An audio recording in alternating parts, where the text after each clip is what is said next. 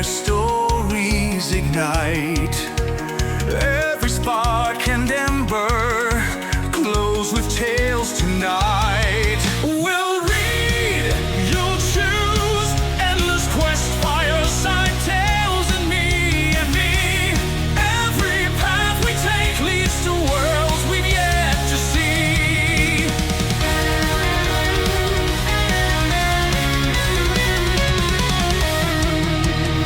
Heroes rise and fall in lands both near and far. Mysteries unravel under moon and star. Twists and turns behind each door.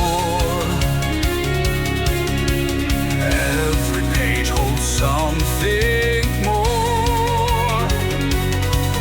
Come closer now, the fire's warm. Adventures calling evermore. We'll read, you'll choose, endless quest, fireside tales, and me. Every path we take leads to worlds we've yet to see. So stoke the flames and turn the page. Our endless tale has just begun.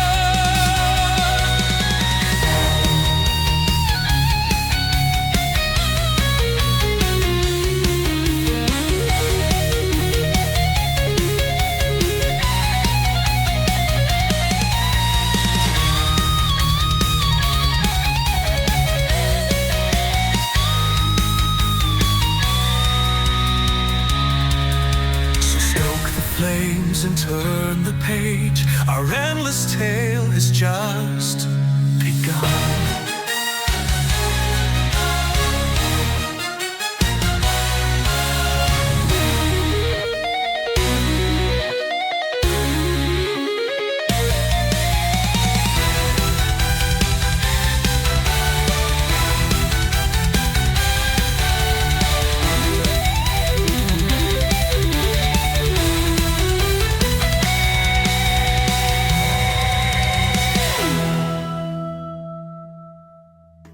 Good evening, and welcome to my reading of the Endless Quest book. I hope you're all having a good evening. I know Victor's in the chat. Welcome, Victor. I see you've been looking forward to the day. I appreciate that. I was just going to hang out for a bit and chat for a bit before we get into this and see if we get more people showing up. So we have more people helping us decide what we're going to do, but if it's just down to me and you, Vic, that's cool too. It's been a pretty good week for me. I hope it has been for you. You said it. You said it was, so it's all good to hear. This particular book, I was kind of looking at it today, and I found I had the cover, but I'll show that art a little bit. But I found this really cool pic that kind of matches this book, so I wanted to share that. And I actually turned it into an icon, so it's kind of cool. All right. Well, like I said, we'll give people a few minutes. I got things going on this week. Tomorrow is going to be our premiere from Fridays from the Hilt, episode 13. We're going to be back after our long hiatus, and we're looking at werewolves. That should be fun. Got some stuff to talk about for our Lynn Harrow games. We've got G.I. Joe to talk about, like always. Should be fun. Me and the Fridays from the Hilt players have been watching werewolf movies like crazy. Mostly just me and the tiger, but should be fun to talk about. We'll have a werewolf tribute video come out shortly after our live stream, so it should be up for people to watch, the one we're checking out. So, well, we got a couple people there, so that's nice to see. So just holding out. This week on Joe Takes, I'll be taking a look at Lady J. If I can keep her holding her staff. She's just an old figure.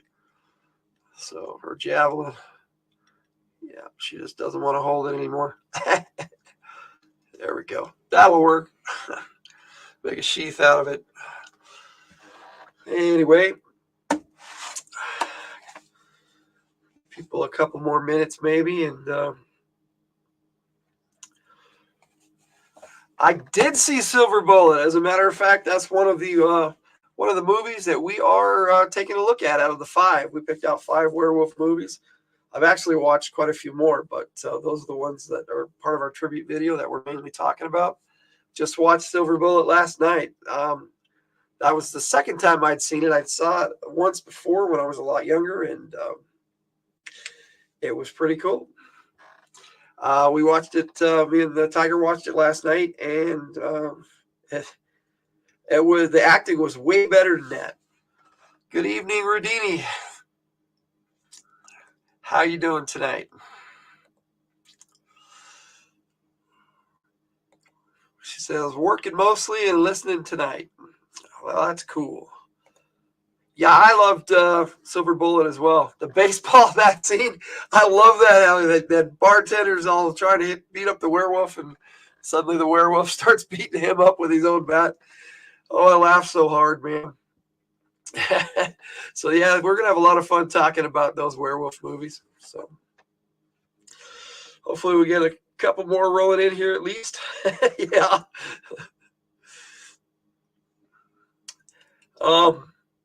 There were so many scenes in Silver Bullet that were just so cool.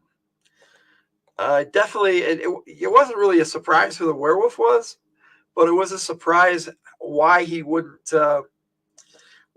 kill himself or something like that. Usually it's part of the curse, but he had all these reasonings in his head about why he wouldn't end his own existence. But yeah, he was just a bad guy. I mean, he kept trying to come up with reasons for why he was the way he was and that he didn't want to. But yes, definitely was a great family film. So we're going to have a lot of fun talking about that one tomorrow.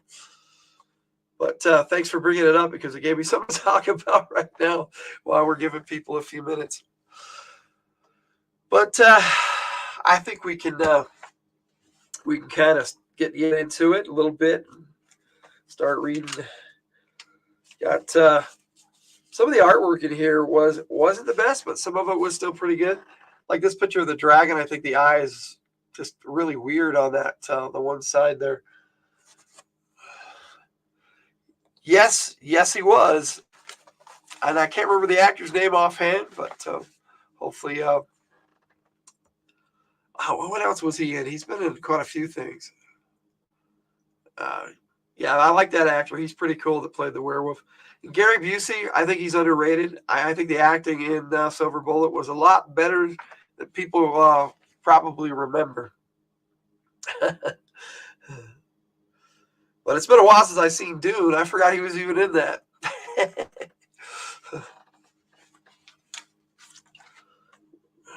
What we got here? Okay, 5 minutes. That's pretty good. Give people enough time.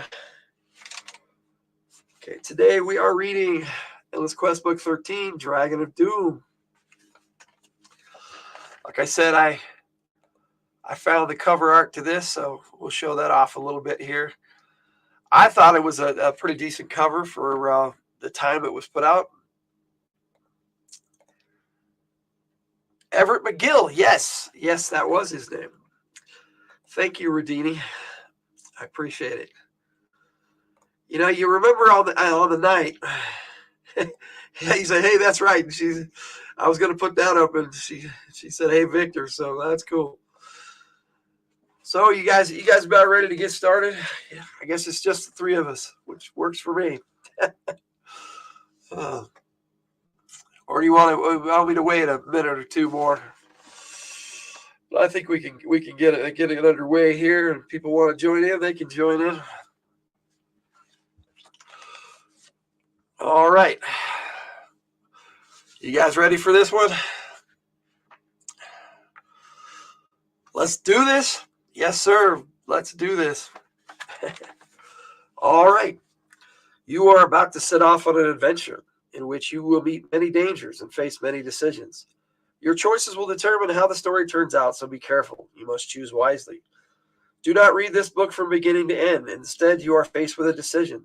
Follow the instructions and keep turning to the pages, where your choices lead you until you come to an end. At any point, your choice could bring success or disaster. You can read Dragon of Doom many times with many different results. So if you make an unwise choice, go back to the beginning and start again. Good luck on your adventure. Now, what I like to do is kind of let things fall where they may, but I like to keep the last choice available. And if you guys want to do that, that means if something happens and we don't like it, we can go back and try again. So before we start, if you guys want to do that, let me know.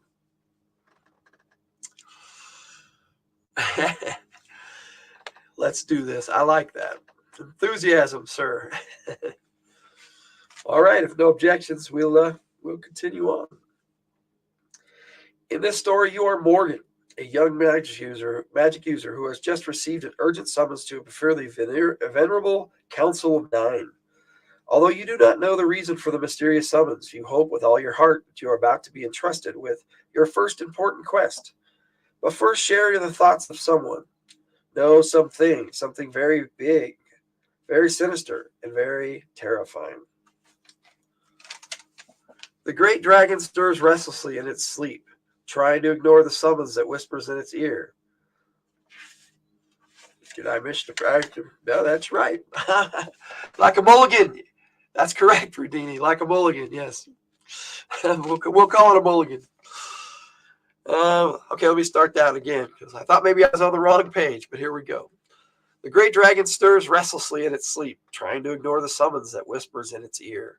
Gold, silver, and jewels caress its body as it burrows deeper into the pile of treasure. But the message continues to echo in its head. Come to me, I command you, O Shen, great dragon of doom. I have uttered the secret words, and you must do my bidding. Come, and you will have riches beyond belief. I seek revenge upon the world, and you are my weapon. Come to me now.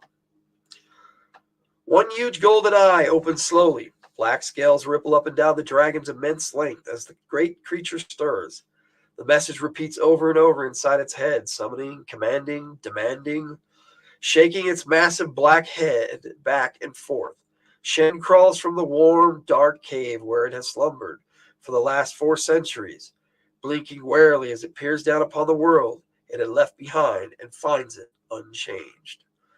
Slowly the dragon unfurls its enormous wings and stretches the muscles in its massive body, opening its gaping mouth. Shen looses a roar that singes the earth below. It is wrong that I must serve man in his paltry needs.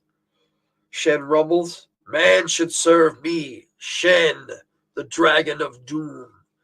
There is only one like me in the entire universe. Where I am, there is death. I am supreme. I am Shen. Stiff with age and sleep, the dragon spreads its enormous wings and launches itself into the air toward the summoning message. The sky grows black with the mighty dragon's passage, and wherever its shadow touches, there life ceases to exist, and word spreads that Shen, the dragon of doom, is once more loose in the land. That's a nice little please turn the page there. As if we wouldn't have done that. You stand before the Council of Nine, barely able to control your excitement, though it is mingled with fear. Morgan quavers the voice of Facade, the eldest of the council. We have summoned you here today to propose you a mission of great importance.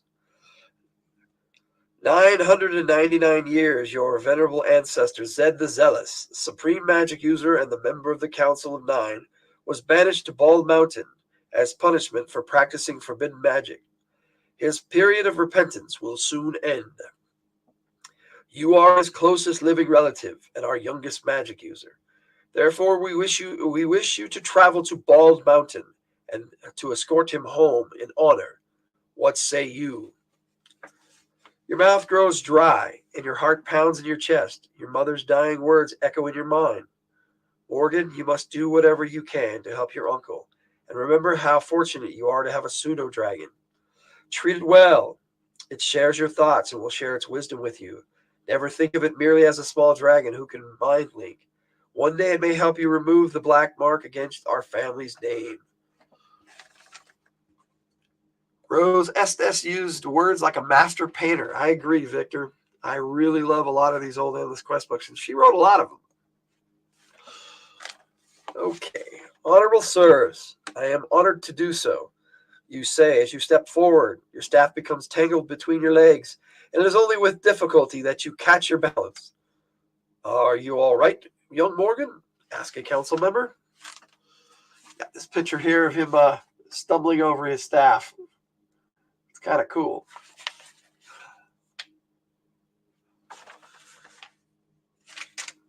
Yes, sir, you answer, growing red. It's just sometimes I'm a little clumsy.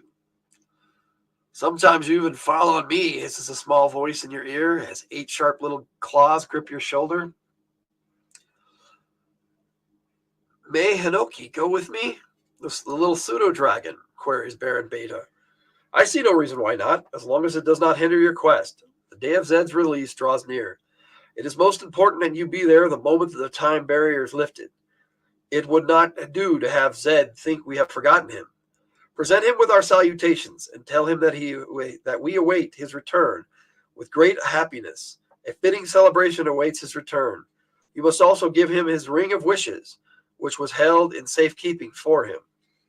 Holding the magic ring carefully, you bow to the council and make your way out of the chamber, trying hard not to stumble. As long as I do not hinder your quest, chuckles Hinoki. What do they think keeps you on your feet most of the time?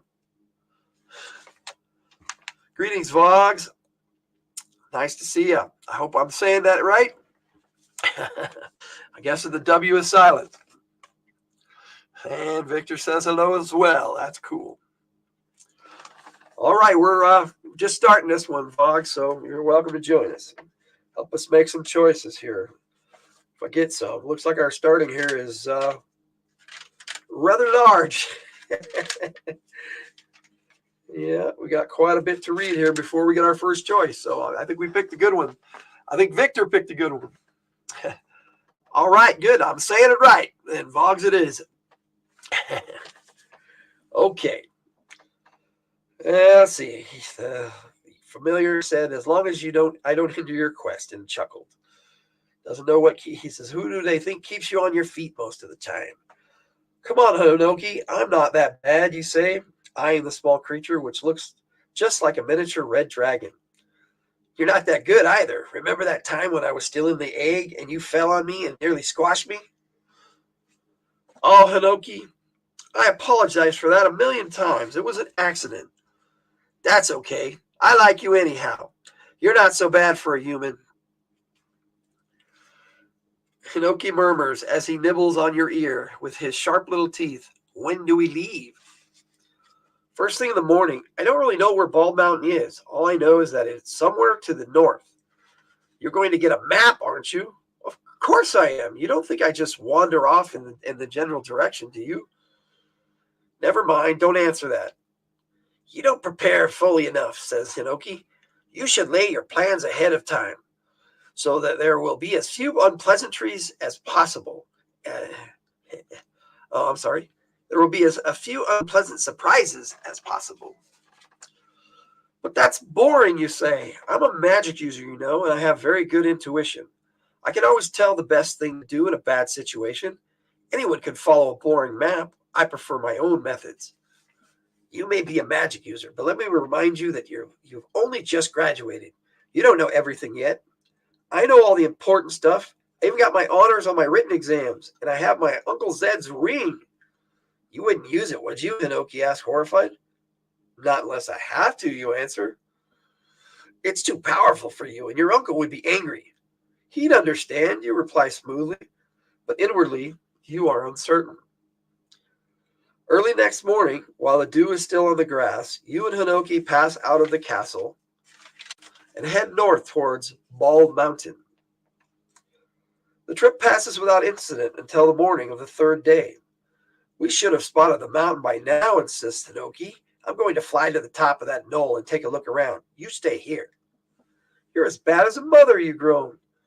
I'm I'm supposed to be in charge. I'll go too. And ignoring Hinokio's protest, Hinoki's protest, you climb to the top of the rocky knoll. That must be it, you say, pointing toward a black peak that thrust up into the cold mountain mist. It sure looks unfriendly. I'll bet Uncle Zed will be glad to see me. Be careful on the way down, says Hinoki. Oh, stop fussing. I'll be just fun. You feel a loose rock shift under your foot and you begin to slide. Desperately try to regain your balance. Too late. You see the large black rock rising up before you, and then there is a sickening thud, and the world goes black. Morgan, Morgan, wake up, cries a tiny voice inside your head, and you see a tiny pinpoint of light. Vaguely you watch the dot, and slowly it grows larger and the voice grows louder. Morgan, wake up. We'll be late for the time barrier, insists the voice. Lazily you listen to the words and wonder at their meaning. Moving seems much too difficult. Maybe you'll go back to sleep. If you don't wake up, I shall leave you and go on by myself. And don't blame me if the dire wolves eat you. Eaten by dire wolves? That doesn't sound like much fun. Slowly you open one eye to see Hinoki peering into your face. I thought you'd finally gotten yourself killed this time, says the pseudo-dragon. Come on, either you get up or I'm leaving. We've lost too much time, thanks to your clever way of descending a cliff. I must have knocked myself out, you say, rubbing a painful lump on the top of your head. How long was I out? All day and all night, says Hinoki, rubbing his muzzle your cheek. I was scared to death you would die. That long? Come on, we've got to get moving. Maybe if I walk all night, I can get there before the time barrier lifts. But even though you walk as fast as you can, you know that you are too late before you even reach the mountain. Look, Hinoki, smoke, you say, pointing to the plume of black smoke that stains the northern sky. All that day the signs grow worse. Dead birds with greasy black smoke, coating their plumage, litter the ground. Then you begin to see other small creatures, mice, snakes, rabbits, all with scorch marks on their bodies. I don't like the looks of this, you mutter. Hinoki, are you receiving any mind thoughts? Fright, pain, death, blackness, says your pseudo-dragon nervously. If we link our minds, we'll be twice as powerful. Let's try it and see what we can see. Maybe Uncle Zed is hurt. Sitting down on a large rock, you perch Hinoki on your knees and touch his head to your own. Slowly you calm your heartbeat and breathe in and out with the pseudo-dragon as you look into the golden depths of his eyes. Gradually, a calming warmth steals over you, and you enter a trance-like state. Your black pupils open, wider and wider, until you see a small, huddled figure lying on the ground. As you watch, the figure stirs and pain washes over you. You flinch from the pain, and the picture fades. Did you see him? It's Uncle Zed, and he's hurt. We've got to get there as soon as possible. Something terrible has happened, you say in a rush. For the remainder of that day and the following night, you walk with fear, your constant companion. If something has happened to Uncle Zed, the council will never forgive me, you say. Hinoki is strangely silent. Yeah, we got one little paragraph here, but here's the picture of you and the dragon. Mind melding. We'll call it a mind meld since everybody's into Star Trek this month. On the morning of the fifth day, you stand high on a mountain, pass and look upon destruction that can scarcely be imagined. Bald Mountain raises straight up before you, blasted, barren, and black, as though struck by all the lightning in the world. Charred remains of forest cast smoke into the mist. Rocks and boulders lie smashed as though shattered by a giant hammer. In places, the very ground is ripped asunder, with molten rocks bubbling and fuming from the wide cracks.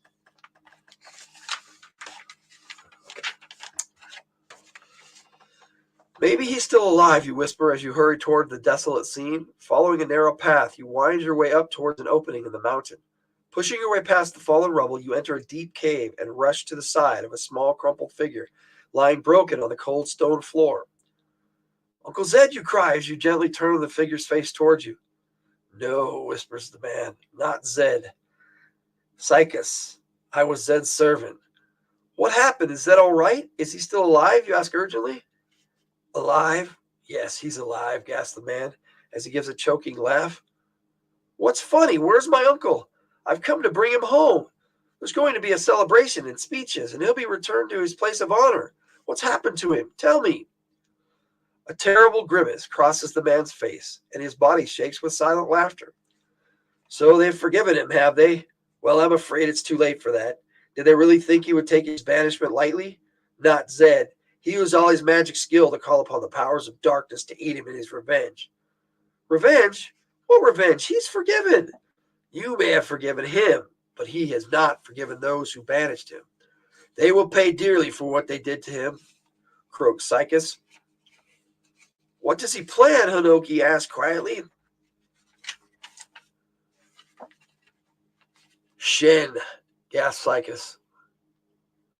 Shen, the Dragon of Doom? That cannot be possible, you say. Shen is only a myth invented to frighten children. Shen will frighten more than children before it is done, whispers Sychus. It's more than a story. It's real, and it's coming. Zed discovered the spell to call Shen forth. He promised I would be saved. I would have stood at his left hand. I would have been rewarded. But the spell was too strong. I wish I could live to see it. The end of the world. Suddenly, Sychus is seized by a fit of coughing, and as he clutches your arm, he whispers, You'll never catch him in time. You're too late. He's gone north to meet the dragon. And then he dies. Gently, you lower the dead man to the ground. He must have been delirious. Uncle Zed would never do anything awful like that. What was all that nonsense about the Dragon of Doom? You ask as you get to your feet. No nonsense, I'm afraid. Shen is the Dragon of Doom. Wherever and whenever he appears, people die. Not just a few, you understand, but lots and lots of people. Whole nations, and not just people. Animals, birds, reptiles, anything that walks, breathes, swims, or flies. If it's alive, it dies. I thought that was just a story. The council would like to keep it that way. Just a story. A passing dragon told me about Shen once. Shen used to ravage the earth every chance that came along. But finally the council united all the kingdoms and killed all the evil wizards who knew the spell. Then they burned every copy of the spell they could find. They thought it was gone forever, and Shen would sleep for eternity. It appears that your uncle has rediscovered the spell and called Shen back as an instrument of revenge. I think this is all ridiculous, but I suppose we'd better do something. Like what? Asked Hinoki. Before deciding, turn to page 25. Okay. You got the choices there, but they want us to go to page 25.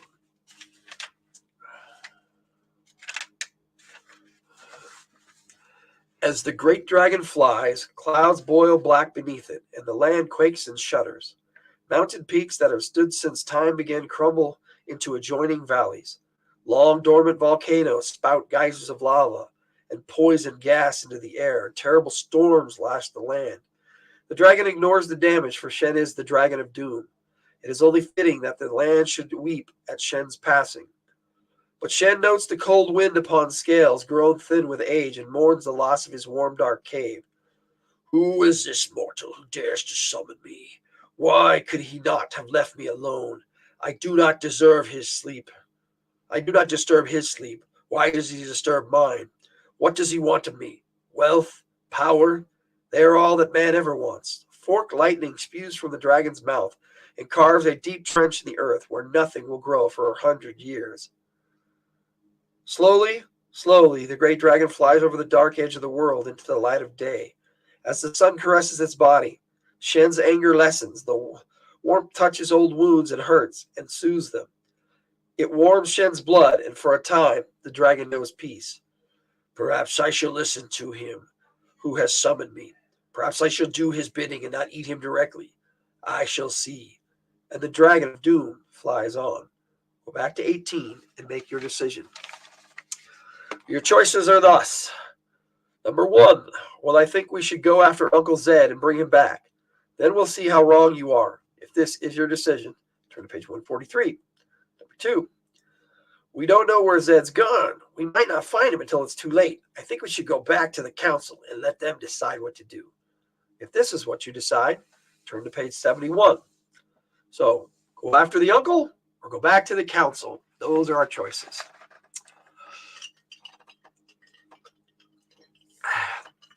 Need a bit to drink here. Hope I got enough. Might have to open another one here. Let me know what you guys want to do. Victor wants to go talk to the council. Give some people some time to throw in their responses. Since we got some people watching now. See what everybody wants to do tonight. Rodini wants to go on. Oh, I hope we get another voter. Otherwise, I'm going to have to decide. I don't want to decide. Okay. Let me get my drink set up here, and then we'll move on. I'll have to make a decision, I guess. Don't know if Boggs is still with us.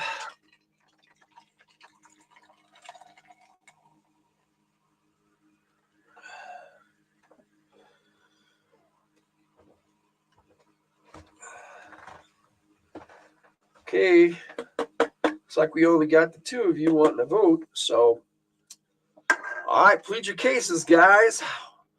Victor, why should we go to the council? And Rodina, why should we go on? Let me know here. Ugh.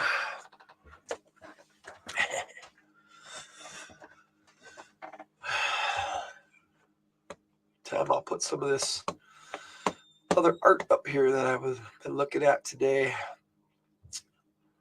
Been working on some deities, and Monday we did a live stream about our Linharo deities. Let me see what we got here. Victor says more goodies to help on the quest. And Rodini says we've been begging for a quest. Okay. All right, guys, I'll put it to you one more time. Council or go after Zed.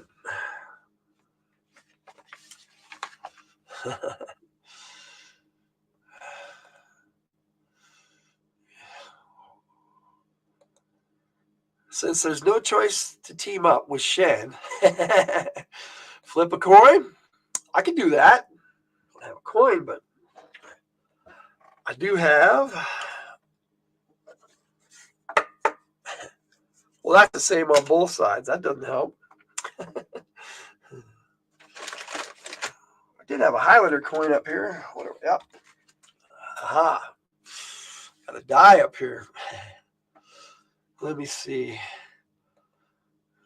Rodini agrees with the coin toss, so we'll go with best bet I got is one die. Drinking a good Mr. Peep there, huh? I mean, Dr. Pepper. Yeah, but I can't do the sugar anymore, and I can't do the diet, so. Welcome to Soren. Gotta have dice? I do, but I was gaming the other day, and it's in on my art table where we were gaming. Wait, you got more voters. This is true. All right, well, Nosarian, if you want to cast a vote, we have a predicament before us. Suppose we were supposed to meet our uncle in this Endless Quest book, and now it's possible he may have summoned the Dragon of Doom.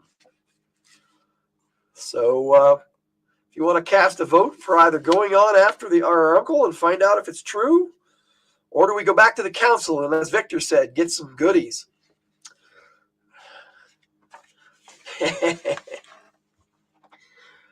No, not Dr. Pee-Pee. So if you'd like to cast a vote, no, sorry, it's a tie right now. Victor wants to go back and to the council, and Rodini wants to go on. What you gonna do? I'm sorry. I mean, I suppose everyone here knows this, but how do you play G.I. Joe RPG? What system do you use? Well, that's a good question, and I actually have my own system that I've been writing for the past month and a half, almost 2 months now. And our first game session will be on the 23rd, Monday night. So we're looking forward to that. I do have the G.I. Joe RPG book from Renegade Studios. I wasn't very fond of the way it played out. It's a beautiful book and it has a lot of cool ideas. But I didn't feel that it was really G.I. Joe, so at least not for me. So decided to make my own game. So if you don't have a choice, I'm going to roll this die and we'll decide.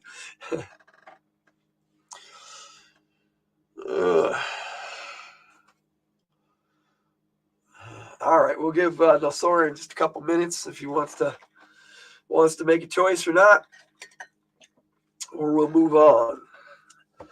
And I will roll the die. Yeah, this one has a lot of my numbers rubbed off, but that's why I had it up here. I was going to repaint it. Not very good at painting, so I was going to see what I could do here. But it doesn't look like Nosorian has a vote yet.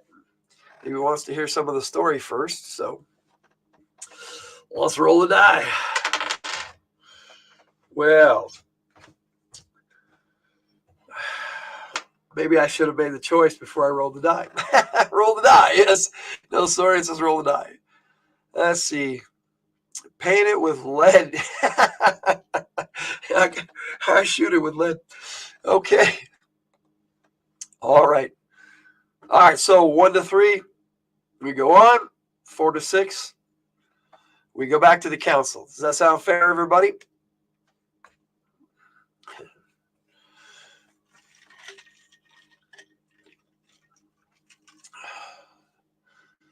Okay.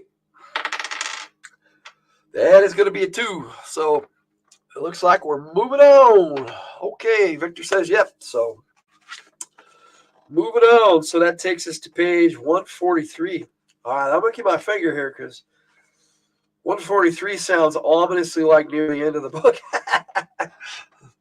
I know that's not the way those quest books work, but Rudini says, that's fair. Ha ha. I mean, I meant to rig it, not to blast it. Okay. 143 it is. Okay. I'm going to take a sneak peek. Oh, no, it leads us to more choices. So let's see what we got.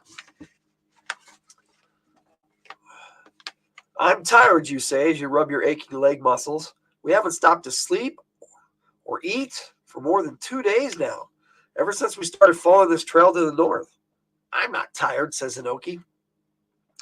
Of course not. You've been riding on my shoulder ever since we left home.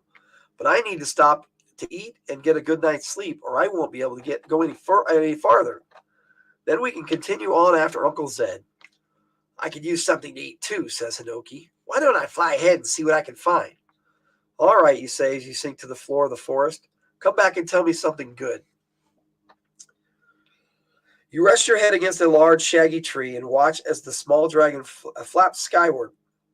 Soon images of distant treetops and rolling countryside start to flash through your mind. You see a whitewashed building thatched with fresh rushes and a sign blowing in the wind. Hello, Driller and Yelly. We started reading Dragon of Doom. We got a little ways. We're supposed to go find our uncle and ended up, we get told that he released the Dragon of Doom, and we decided to go after him and find out if it's true. How are you doing, sir? Nice to see you here tonight. Okay, so now we've traveled, and our pseudo-dragon familiar is gone ahead and is showing us images of what's up ahead. So I'll read that last paragraph over again. You rest your head against a large shaggy tree and watch as the small dragon flaps skyward. Soon images of distant treetops and rolling countryside start to flash through your mind. You see a whitewashed building thatched with fresh rushes and a sign blowing in the wind. That building looks like it might be an inn. Get a little closer to it so I can see what it is, you direct. I agree with. Hinoki's voice begins inside your head, and then his words break off, and you see the horizon flash by at incredible speed. The forest draws closer and closer, and then branches and leaves flash by in your mind, almost faster than you can see them. You close your eyes and throw your arms up in front of your face. Even though you You know that you are only seeing what Hinoki sees and cannot be harmed. Suddenly there is a great snap, and the picture fades. Well, everybody saying hi, and good to see you again too, sir. All right. Give me a moment to take another drink here.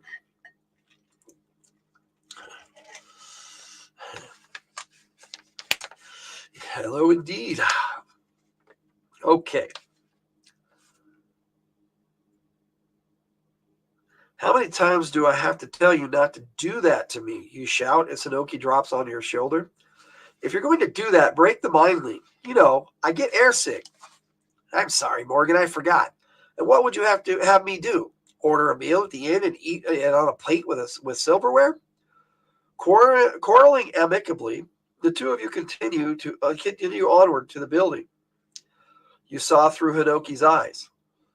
Maybe our luck's going to change, you say, as you look at the sign that shows a roasted duck and a mug of ale.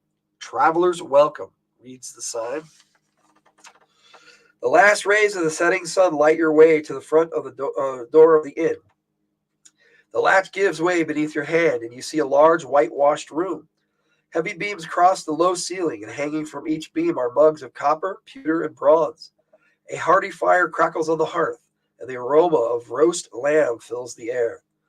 May I help you, sir? Asks a small, nervous voice.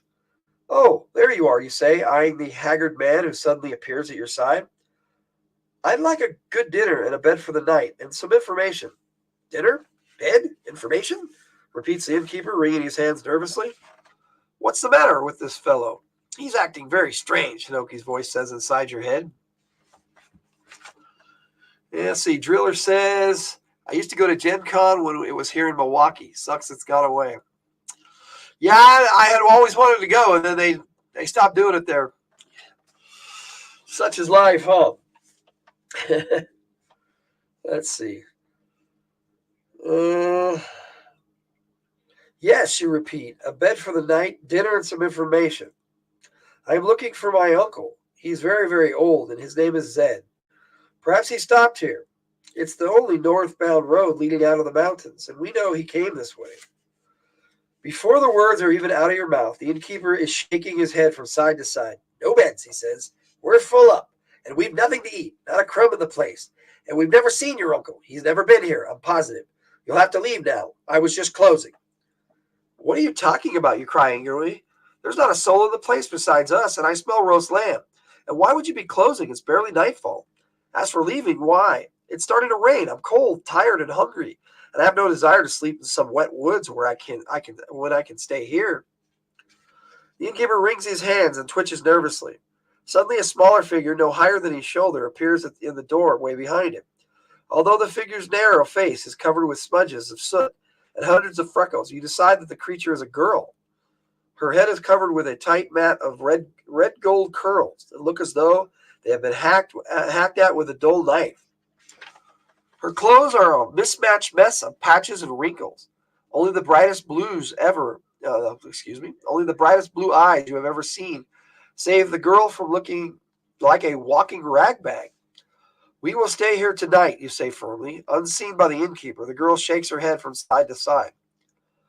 I'm sorry, sir, you should leave, insists the innkeeper. The girl nods in agreement. Her eyes never leave your face. The child seems to be trying to tell us something, says Hinoki's voice. Why don't we do what she says? Sleeping in the woods won't kill us. There's something odd going on around here. So we have our next choice. If you want to follow Hinoki's and the strange girl's advice, turn to page 68. If you insist on staying at the inn, turn to page 123. And they've got a picture of the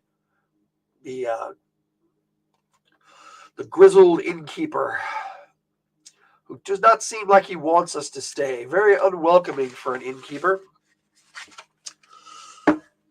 So which way do you guys want to go? Got following the girl's advice and Hinoki, or staying at the inn? Victor wants to follow the advice and head out of the tavern. Head out of the inn. Driller and Yelly says, stay. We got 2 for the woods. Got some other people watching, but looks like it's just you 3, so that's a good enough for us. So it looks like woods it is. So we're turning to page 68.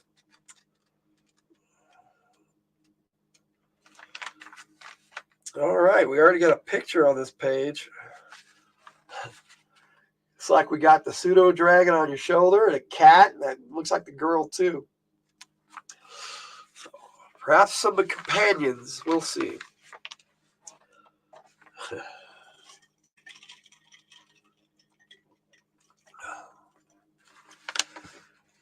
Angrily, you stomp out of the inn into the cold and gusty night. Pulling your cloak around you, you manage to find shelter under the branches of a great cedar tree. Sleep is difficult, although the rain cannot get you. The cold wind does, and the ground is cold and hard.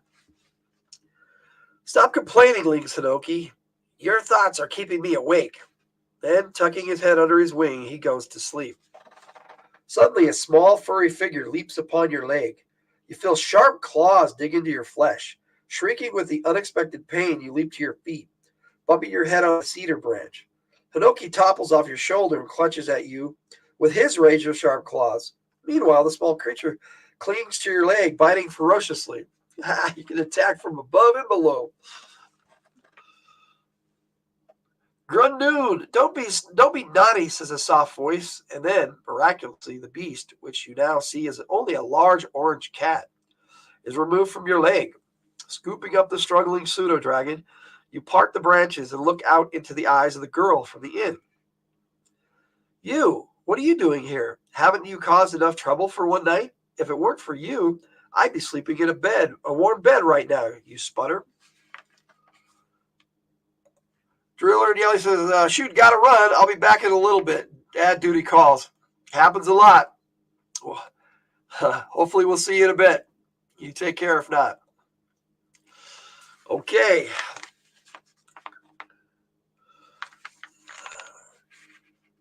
And likely be dead, answers the girl. Yesterday, a strange man, the one you seek, passed through here. He made my master promise that he would prevent anyone from following him. You must leave now. It is not safe, even here. My master is searching for you at this very moment. When he finds you, he will kill you. Well, why should he want to kill me? He doesn't even know me. If he's looking for me, how is it that you could find me and he couldn't? Are you trying to kill us? You ask your hand as your hand tightens about your staff. The old man promised to come back and kill my master if he did not do his bidding. He killed my master's dog just by looking at it. I found you by following your thoughts. You were very, very loud. I don't want to kill you. In fact, I have come to beg you to take me with you. I can follow the old man you seek through his thoughts. I can be of great help. I want to leave here. Please take me with you. Please turn to page 92. Okay.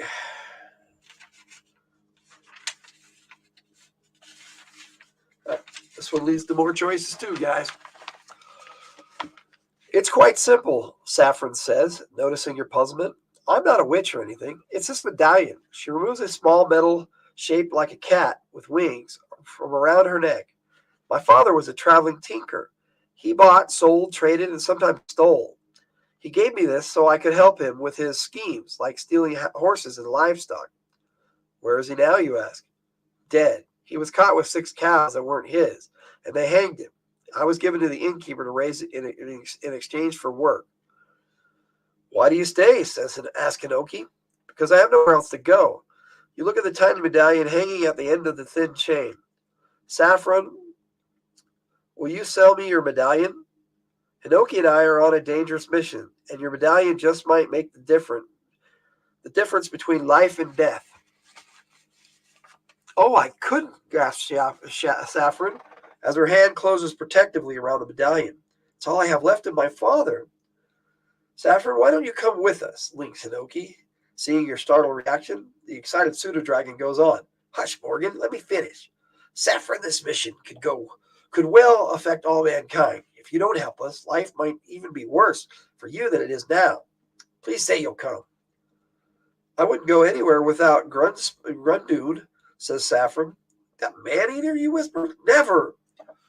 The three of you continue your discussion for hours. Grundun sits on Saffron's lap, purring gently through his fangs and eyeing you with suspicion from time to time. At last you give in. Saffron and Grundun will join you. Dawn sees you many miles from the inn, following Zed's trail. What do we do now, you ask as you stare blankly at the road that divides at your feet. Which way did he go? You sit down at the base of a tree and link minds with Hinoki.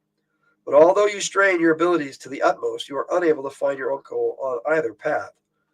You try, Saffron, you urge, ignoring Grundun, who frolics happily on the grass. Holding her medallion to her forehead, Saffron closes her eyes and concentrates. Nothing, she says at last. I get nothing. Well, then we must make a good guess, says Hinoki. Where do these roads lead, Saffron? The one on the left goes into the Forlorn Mountains. The road on the right goes into the Great Swamp. Both are filled with danger and many roaming monsters. All we can do is pick one. Okay, so we have two choices, guys.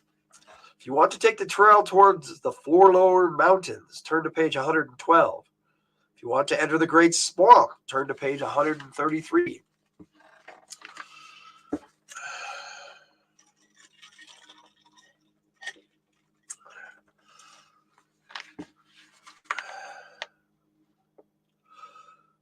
So, mountains or swamp?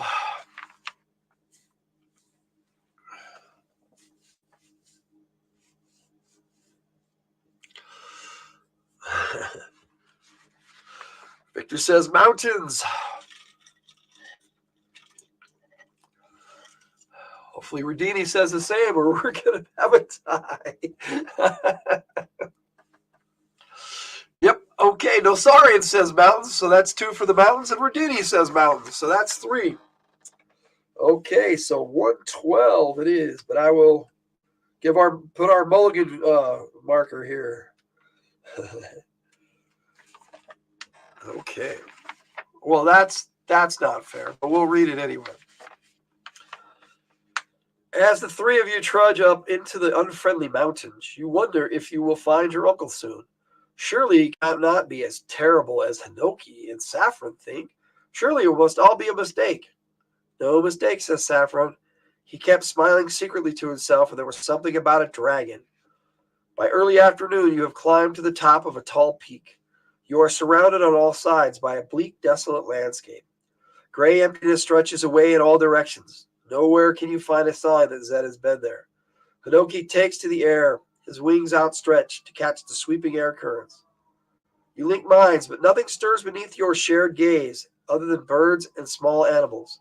Using her medallion, Saffron also casts her mind in all directions, listening, hoping to hear some hint of even the smallest thought. I'm sorry, he says. There's an orc sleeping in a cave not far away, and he's having some rather bloody dreams. But that's all I can find. You have obviously chosen the wrong path. You must retrace your steps and head out into the Great Swamp. Well, that's what I was saying. That's not really fair. Didn't really give us a choice there, did it? Okay, well, we know the mountains are not the way. So 133 it is. And it leads us to more choices. So, all right. Murky brown water, sucking mud, and tall reeds filled with clouds of whining mosquitoes stretch away into the vast distances of the great swamp. We'll never find our way through this mess, you exclaim angrily.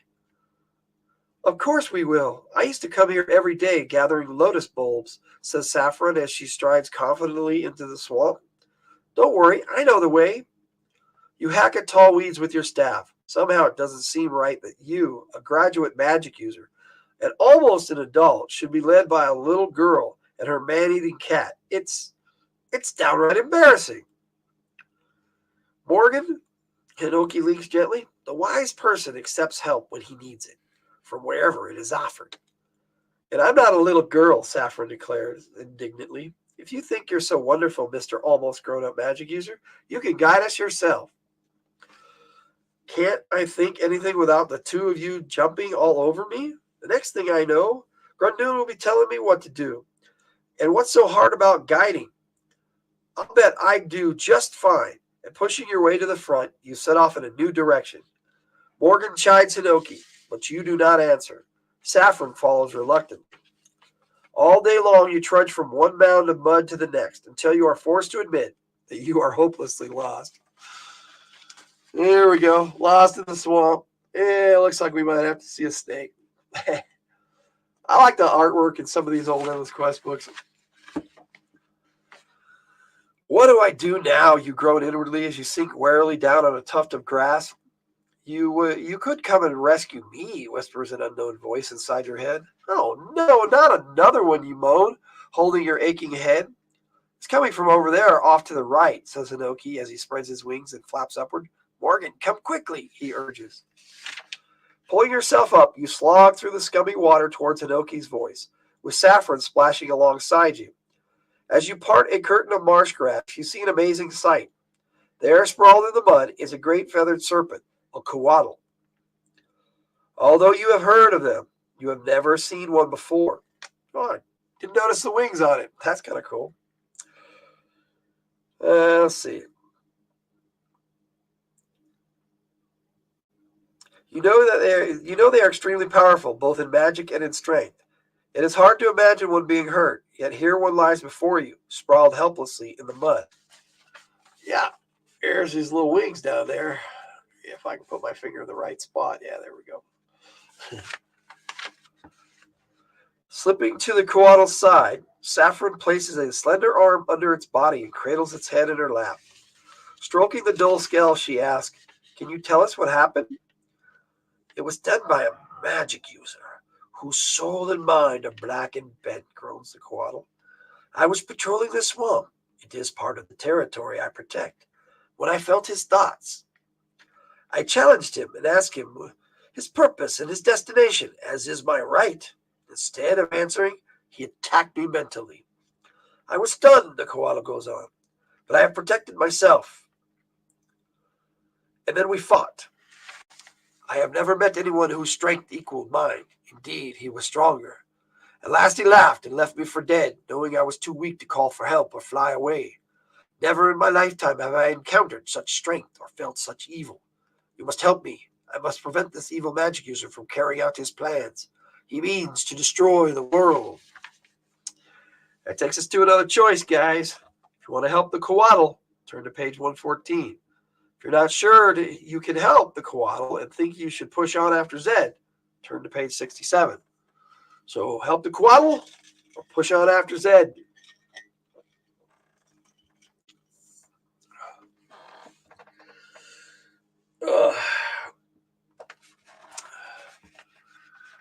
This is a good one. I forgot most of this story.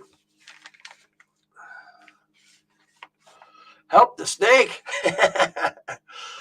Victor votes to help the snake. Rudini says, "Whom?" No, that's not one of those things that make you say whom. Purge the magic user. So we got one for the magic user, one for the snake. Well, Rudini says gotta help. So that's 2 for going and helping the coatl. Okay. It's nice that we got 3 votes. Now we don't have any more ties. All right, so page 114, but I'll keep our mulligan finger in this page here. 114.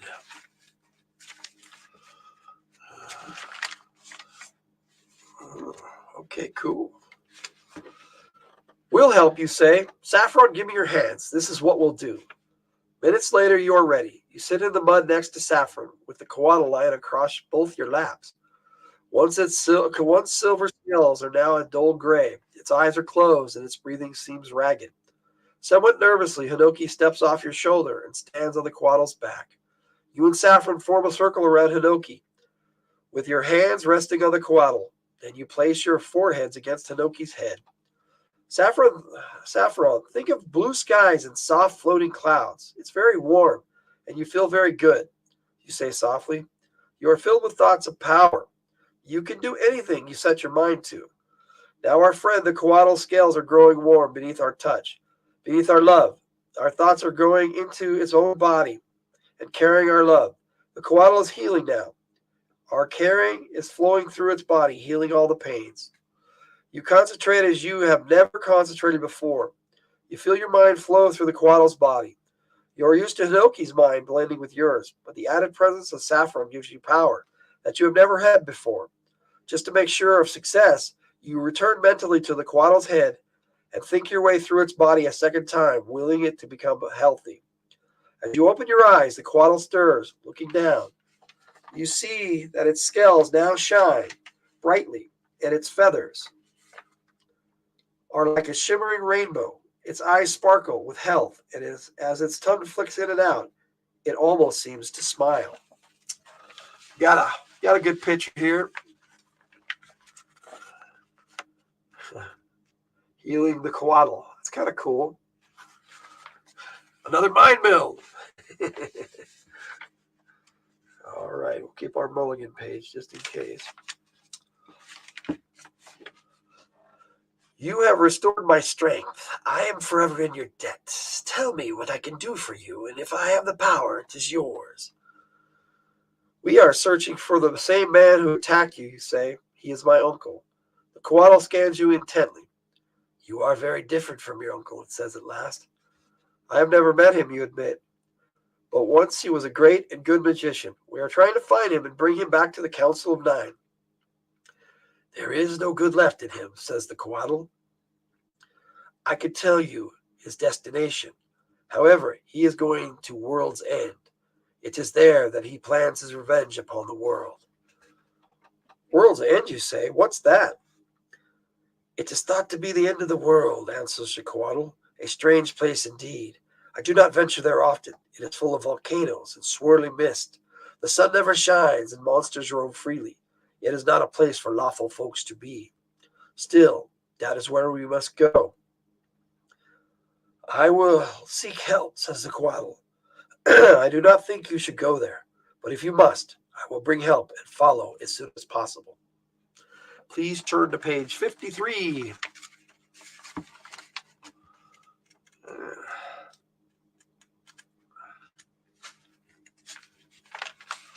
All right.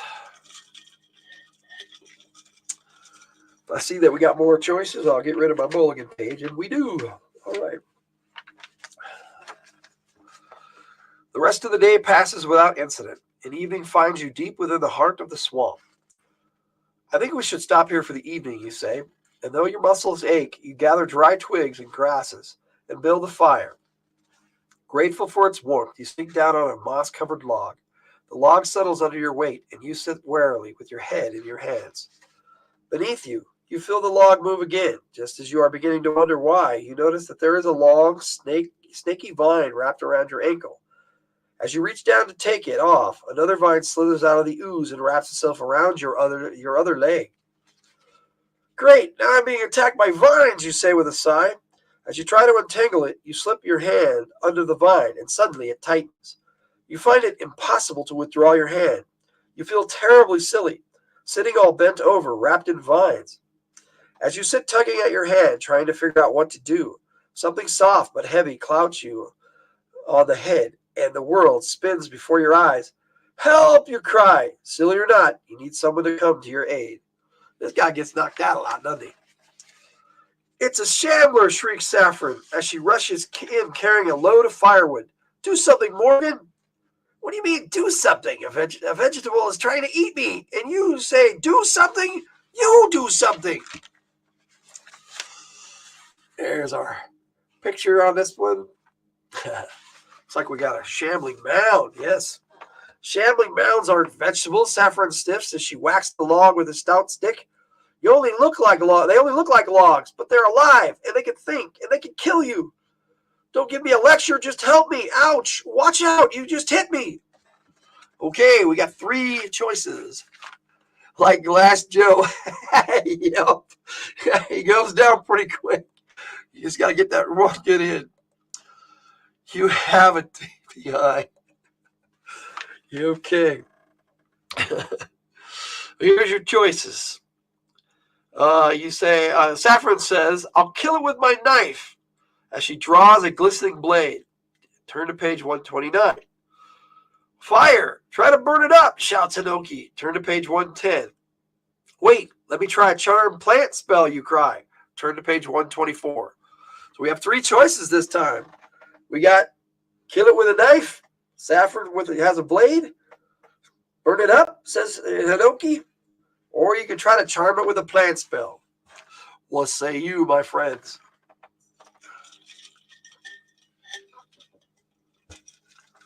Charm plants. Okay, we got one for charm plants. Okay, lots of choices on this one. Good. It's a good mulligan page. Okay, Radini wants magic. So I'm guessing that means charm the plants. So we got 2 for charm the plants. If you're in agree with that, Nosorian, then either comment or not.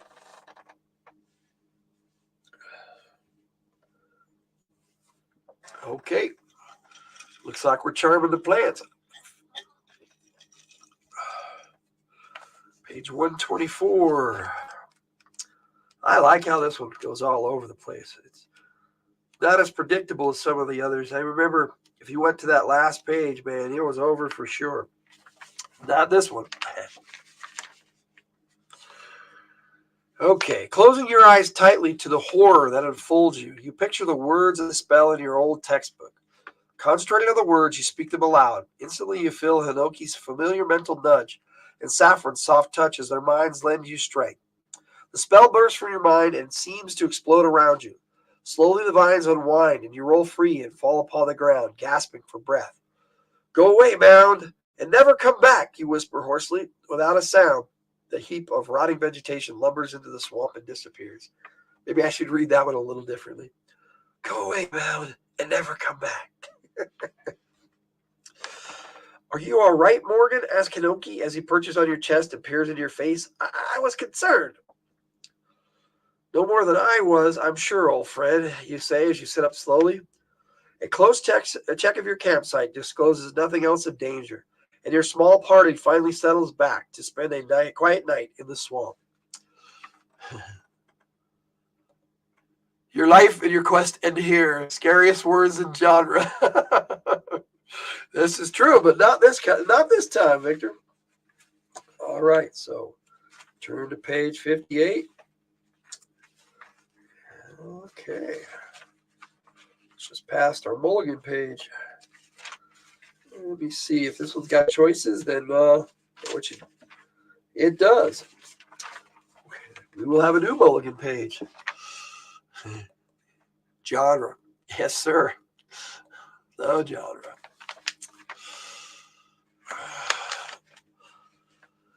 Keeping a sharp eye out for shambling mounds or any other monsters, you get an early start and soon find yourself winding deeper and deeper into the gloomy swamp, now covered by a thick layer of mist. Grundoon! No! Grundoon, come back! Screams Saffron suddenly. You see an orange blur, and the cat leaps onto a mud bank and disappears in a swirl of mist. The Saurian says, yeah! Okay. Please, help me catch him, sobbed Saffron. How? I can barely see my hand in front of my face in this fog. Besides, I don't think he wants to be caught. He jumped of his own accord. Let him stay here. Please don't leave him. I've had him since he was a little kitten, and he means a lot to me, begged Saffron. All right, you sigh. I know I'll regret this, but I'll do it. Slogging through the misty gloom, you call, Here, kitty, kitty, kitty. Here, Grundoon. Meow. He's over there, off to the left, you call, changing direction. Meow. Grundoon, hurry, Morgan. Something's happened, cries Saffron. Blasted cat, serve it right if something ate it, you mutter as you trudge through the knee-high water. Here, kitty, kitty, kitty. There you are, you little cannibal. Why are you all fluffed up like that? I'm going to hurt you, you say. Guy doesn't like cats, does he? As you slide your hand under Grundoon's stomach, the cat gives a wild shriek, races up your arm, and tries to burrow under Hinoki. Now you've done it. Look, I'm bleeding, you say as you hold up your scratched hand. Suddenly something moves. Perhaps it was the mist, or maybe your eyes are playing tricks on you. But it seemed that you saw something big. It was no trick. I saw it too, Ling Sanoki. Try moving away quietly. Maybe it hasn't seen us yet. Whatever it is. Morgan, Grandoon, called Saffron. Oh, there you are, Morgan. Excuse me. Have you found him? Saffron asked breathlessly. Oh, you have. Grandoon, you are so bad. And reaching over, she draws the cat toward her, ignoring its angry scowls and wildly flailing claws. Clutching your scratched neck, you open your mouth to speak, but your mouth remains open and you say nothing. Morgan, why are you staring like that? You really look silly. But you do not answer. All you can do is stare upward at the enormous reptilian head staring down at you through the mist. Then even as you notice the tiny cold eyes and the mouth full of sharp teeth gaping toward you, you see yet another head, and another, and another. Morgan, it's a Hydra, Ling Sanoki excitedly. What are you two talking about? Asked Saffron as she struggles with the panic-stricken cat. Oh, she gasps as she looks up. I see. Gathering your courage, you make your decision and say, maybe I can fight it, if that is what you will decide. Turn to page 140. Maybe it hasn't seen us yet, and we can run away. If this is your decision, turn to page 77. Maybe I can use Zed's Ring of Wishes. If you want to use the ring, turn to page 97. Maybe I can trick it. If you think you can trick the Hydra, turn to page 48. And Victor says, Hail Hydra. One of the best Captain America lines ever. Just leans over to Wizard. Hail Hydra. Okay. If you want to fight, let me know. If you want to run away, sound off. If you want to use the Ring of Wishes, we can do that. Or you can try to trick it. 4 choices, guys. What are we going to do? Rodini wants to trick it. Oh, looks like we got 2 for trick it. Okay. Well, even if it's just the 3 of us, then 2 is good enough. So this is our new mulligan page. It looks like we're going to page 48. All right. Quick, Saffron, give me your food sack, you whisper as you clutch your bag of rations. Why? Asks Saffron as she passes you the bag. The Hydra's hungry. It doesn't care what it eats. Maybe it'll settle for this instead of us. You pull out a large round of cheese and throw it into the air, directly in front of the Hydra's head, hovering above you. The Hydra watches the cheese until it reaches its highest point, then plucks it out of the air and swallows it whole. It might work, whispers Hinoki. Try the same thing on some of the other heads. Putting all your power into the throw, you arc a smoked ham just past the nearest Hydra head. The Hydra snaps wildly at the ham but misses. Roaring angrily, it goes after the ham, stuffing in the water where it sank. 2 of the other heads join the first head in the search. Soon, the 3 heads are fighting among themselves, snatching and tearing at the hunk of meat. 2 of its remaining heads seem to have decided that you are probably tastier than the ham and are approaching rapidly. The last head snaps futilely at Hinoki, who hovers just out of its reach. Scrambling to your knees, you grab Saffron's hand tightly, and then throw 2 cheeses and a loaf of black bread off to one side. Instantly, the 2 heads that were advancing towards you dive for the food, jerking the other heads with them. As fast as you are able, you slosh off into the swamp, away from the terrible 6-headed monster. As you round a small clump of trees, you steal one last backward glance. All 6 heads of the Hydra are snarling and snapping at each other as they fight over the food. I never thought we'd get out of that alive, Saffron sighs, wiping her eyes. Knees shaking, you sink down on a mud bank and nod in agreement. Please turn to page 32. Let's see. Quick cat nachos. All right. So 32.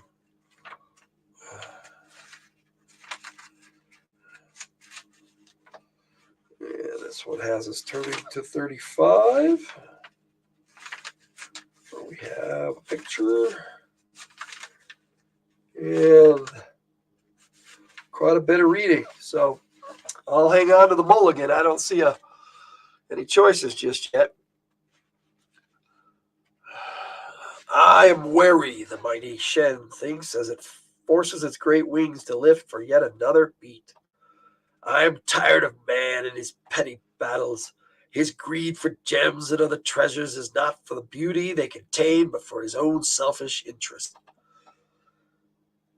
Man knows nothing of the secrets contained in the heart of a ruby, the mind of an emerald, or the eye of a sapphire. He is too busy killing and destroying. Rudini says, we could have thrown the cat. Victor agrees. I do too. Morgan doesn't really like that cat, does he? Perhaps man has been a mistake. Maybe it is best that he disappear from the face of the earth once and for all. Then dragons and other creatures of beauty may live in peace. I will answer the summons. Perhaps I am wrong. Perhaps man is not all bad.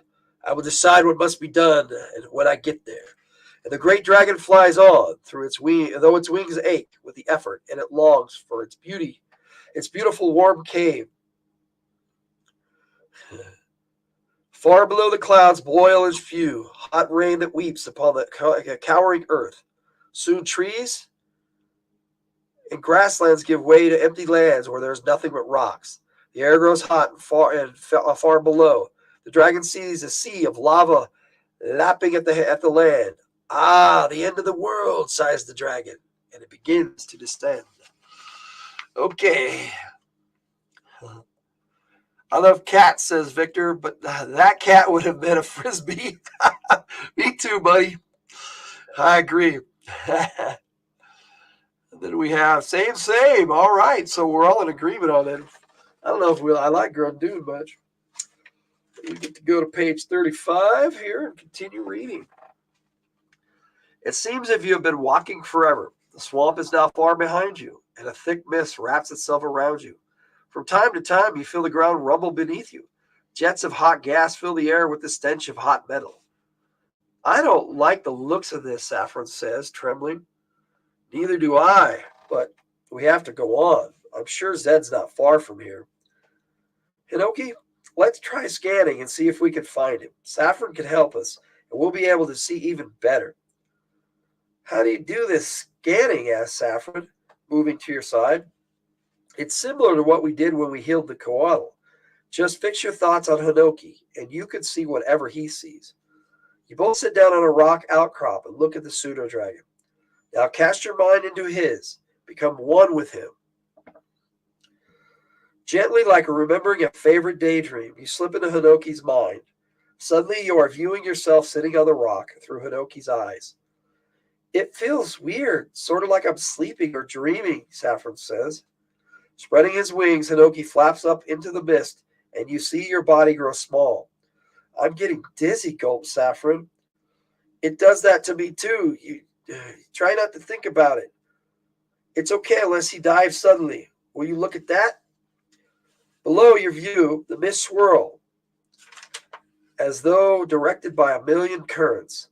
Plumes of steam burst from the ground, here and there. Geysers of molten rocks spew into the air. I don't see how we'll find anybody here, links Hinoki. An army could hide in those mists and we wouldn't see them. Saffron, let's try listening for Zed. Maybe we can hear his thoughts, even if we can't see him. With 3 of us, we ought to have a pretty good range. As the frightening landscape slides beneath you, you search off to Hinoki's left and feel nothing. You repeat the process straight ahead, again without success. Finally, as you focus to Hinoki's right, a dry, cracked voice slides into your mind. Concentrating deeply, you find you can make out snatches of words. Should be here soon. No hill will grant my wish. Cannot refuse me. All the treasure in the world. All my enemies dead. The hour approaches. Revenge will be mine. I'll teach them too. Eh? Who's there? Abruptly, the voice disappears as though it never existed.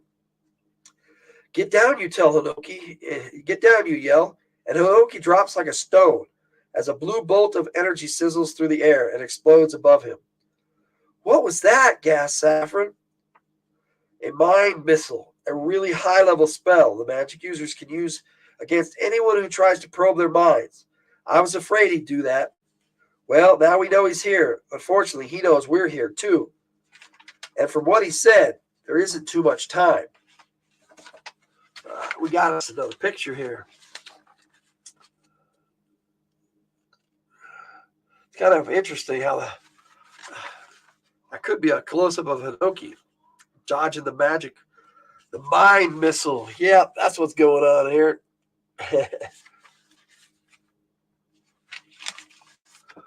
All right. All day long, you push on through the frightening landscape. The smoke and heat and fiery explosions seem to be getting worse. The ground continues to shake almost without pause. "Stop," commands Hinoki. "There's nothing in front of us but air."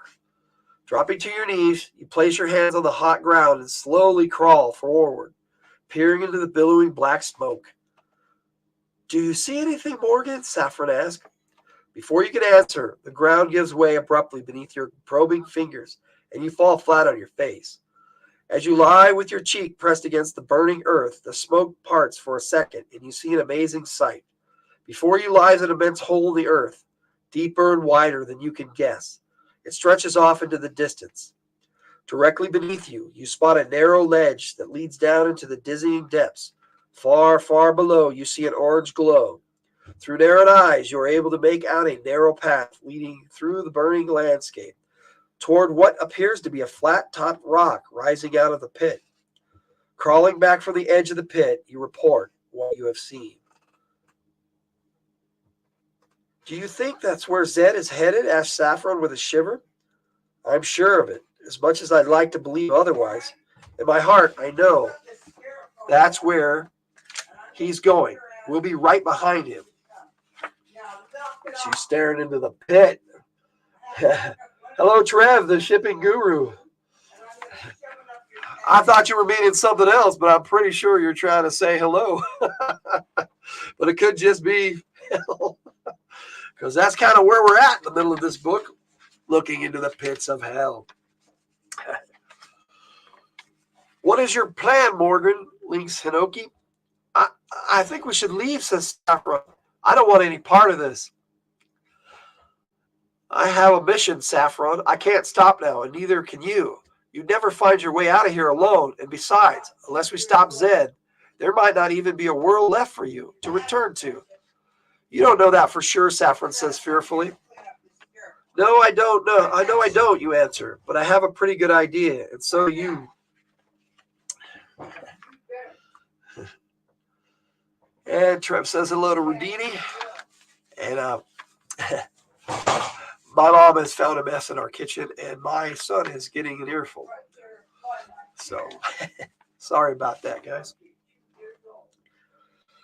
I did ask him to clean it up, but he didn't listen. So, that's what he's going to get. Okay. Oh, let me see. She says, "No, I don't," you answer, "but I have a pretty good idea, and so do you." "Saffron," links Hinoki. "Zed is much more powerful than we are. Alone, we have little or no chance of success. The only people who are strong enough to stop him are far from here. If the world is to be saved, I'm afraid we'll have to do it together. I can't promise we'll live through it, but we must try, and you must help us." "But I'm frightened," whispers Saffron. "Besides, the world has never done anything good for me." "You can't blame the world for the misfortunes that your life has dealt you," links Hinoki. "It owes you nothing.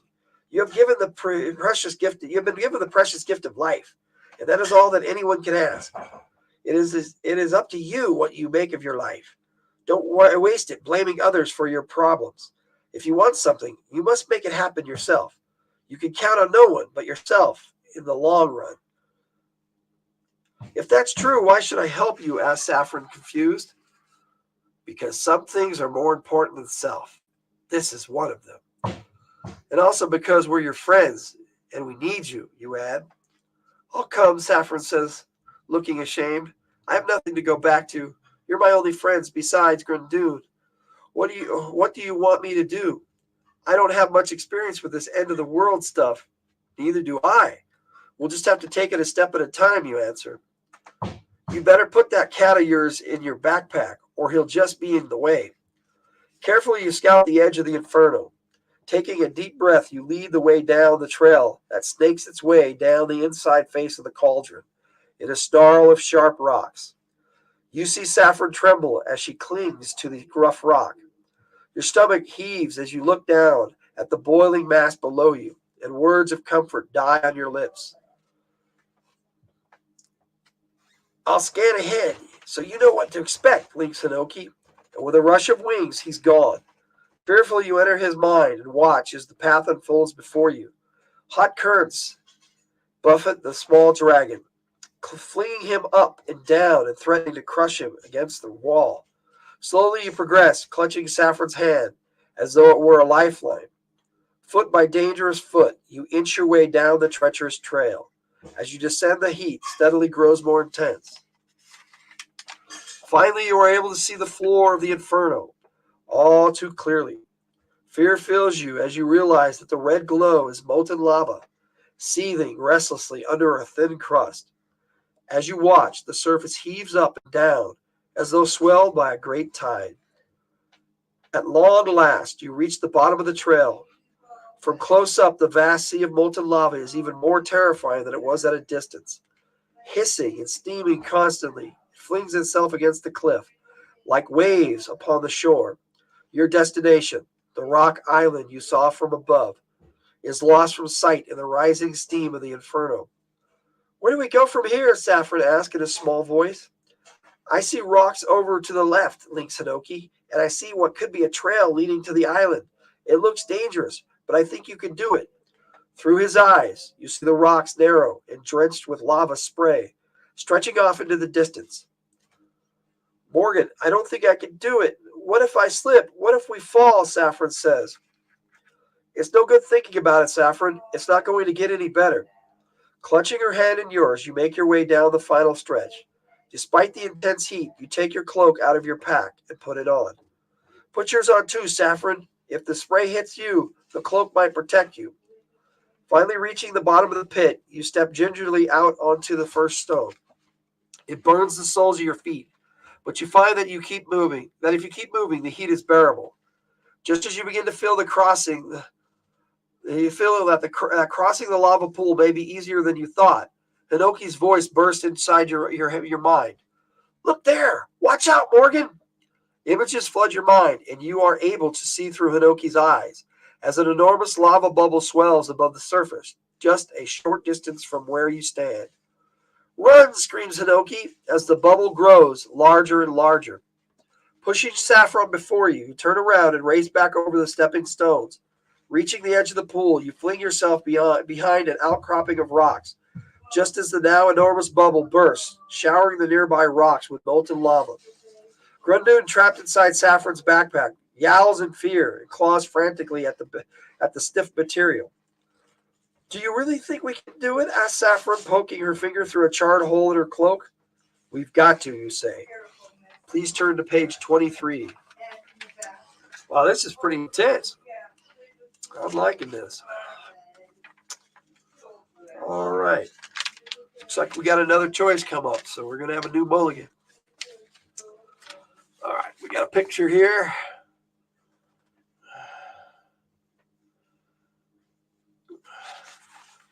Little spew of lava hitting the cloak.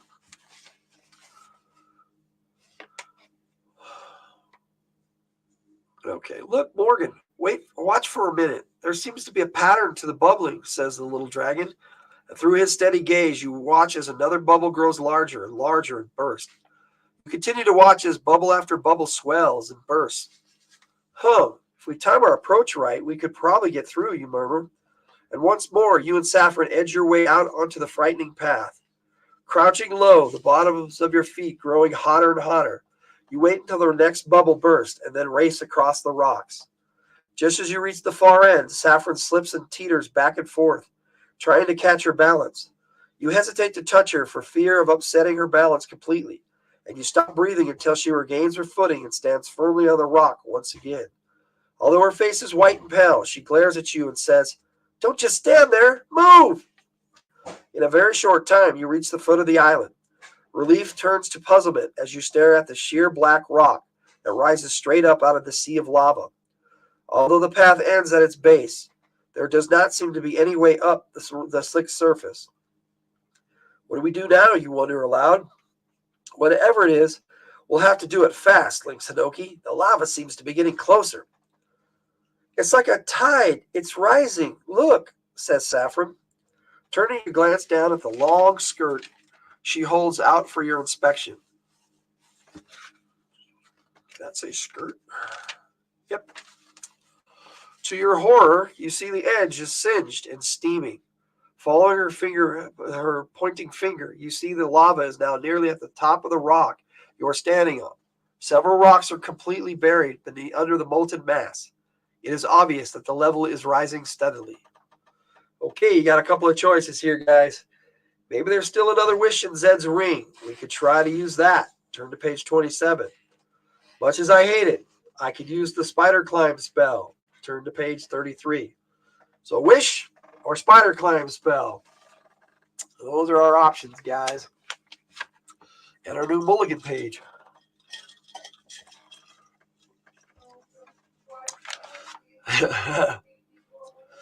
Yeah, I kind of like this. Ultra. Everybody's saying hi. That's good. All right, so what we got, guys? Spider climb spell. Or use the ring of wishes. I don't think we used any wishes. No, Victor. Okay, Victor's asking if we used wishes. I don't think we did. He doesn't even know if there's any wishes left, it sounds like. Rodini wants to climb. Victor says climb. All right. Looks like we're climbing. Unless we have any naysayers. Okay, so use the spider climb spell. Turn to page 33. All right. That one has us turning pretty quick to another page, which I'll mark real quick.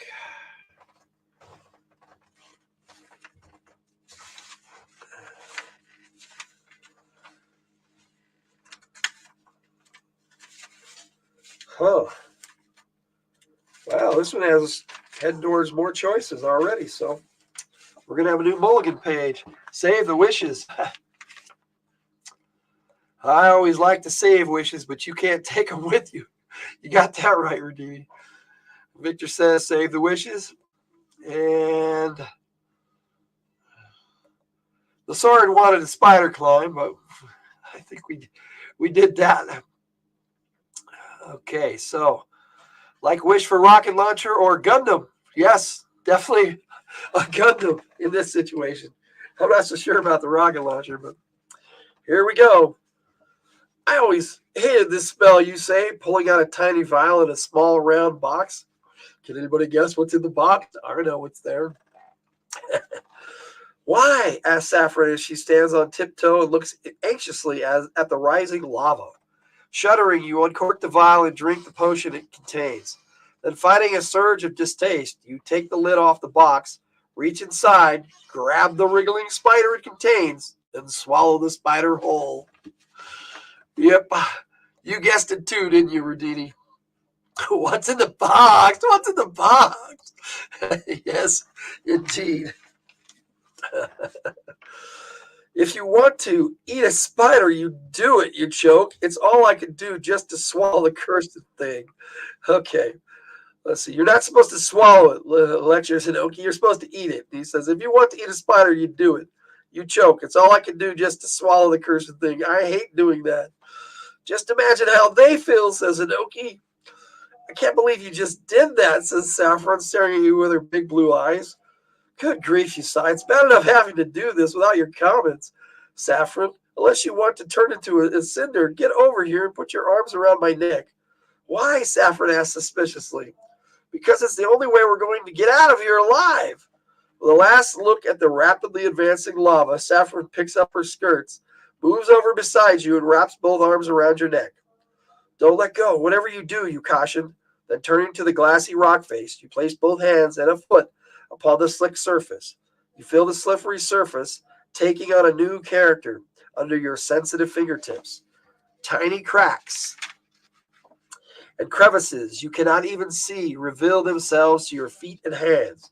And surely, as if you were walking on a level surface, you scramble up the side of the cliff. Hinoki circles above you, lending encouragement, but Saffron hangs from your throat, threatening to pull you from your hold by her weight. To make matters worse, Grundoon, back inside the Saffron's pack again, keeps bumping your legs, threatening to trip you.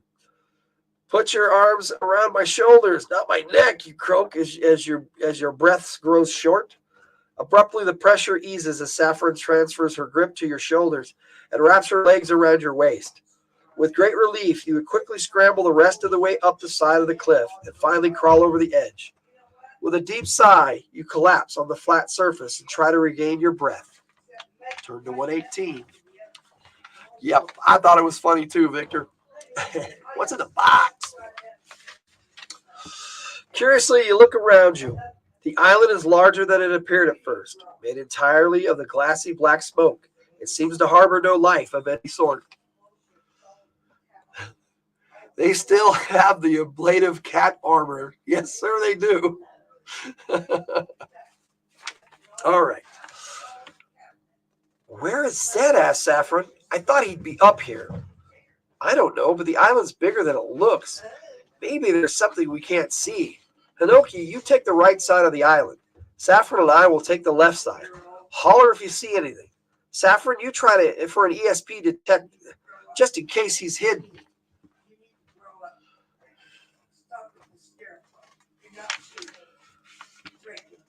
Morgan, I'm going to let the cat out of the bag if you don't mind. He's going crazy in there, and he can't hurt anything up here. All right, you say reluctantly as Saffron opens the bag and shakes out a very angry Grundoon. And speaking of kitties, Luna has decided to join this little party here. Hello, you. Interesting timing, huh? Okay. To your surprise, instead of attacking you or doing something equally dreadful, the cat sits on Saffron's feet and starts to groom itself, as though nothing had happened. Come on, Saffron, let's get going. Use your amulet as we walk and see if you can pick up any stray thoughts. The two of you walk around the edges of the black grass island without seeing anything. The edges fall straight into the ocean of lava, which crashes above the sheer walls below. Above there is nothing but the empty sky with heavy clouds reflecting the angry Red Sea below. Let's see. The island's bigger on the inside. TARDIS Island. Oh, Luna, yes. They're saying hi to you, too. She heard us talking shit about the orange cat. Yeah, I'm guessing that's true.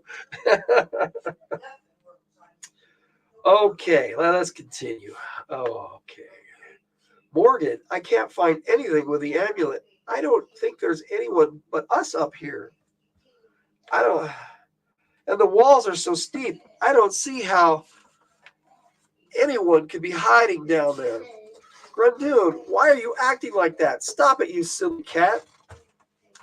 Grundoon is crouched at your feet, his back arched like a drawn bow, with every hair on his body standing stiffly upright. Taking tiny, mincing steps, he growls deep in his throat and hisses menacingly. What's your crazy cat up to now, you sigh, as Grundoon presses himself firmly against your leg. I don't know, says Saffron. He usually only does that when he's scared of something, but I haven't seen anything to be afraid of. What a fool I've been, you cry, clapping a hand to your head. Saffron, just because we don't see anything doesn't mean it's not here. Zed is a high-level magic user. He could hide himself with any number of spells, and we'd never be able to detect him.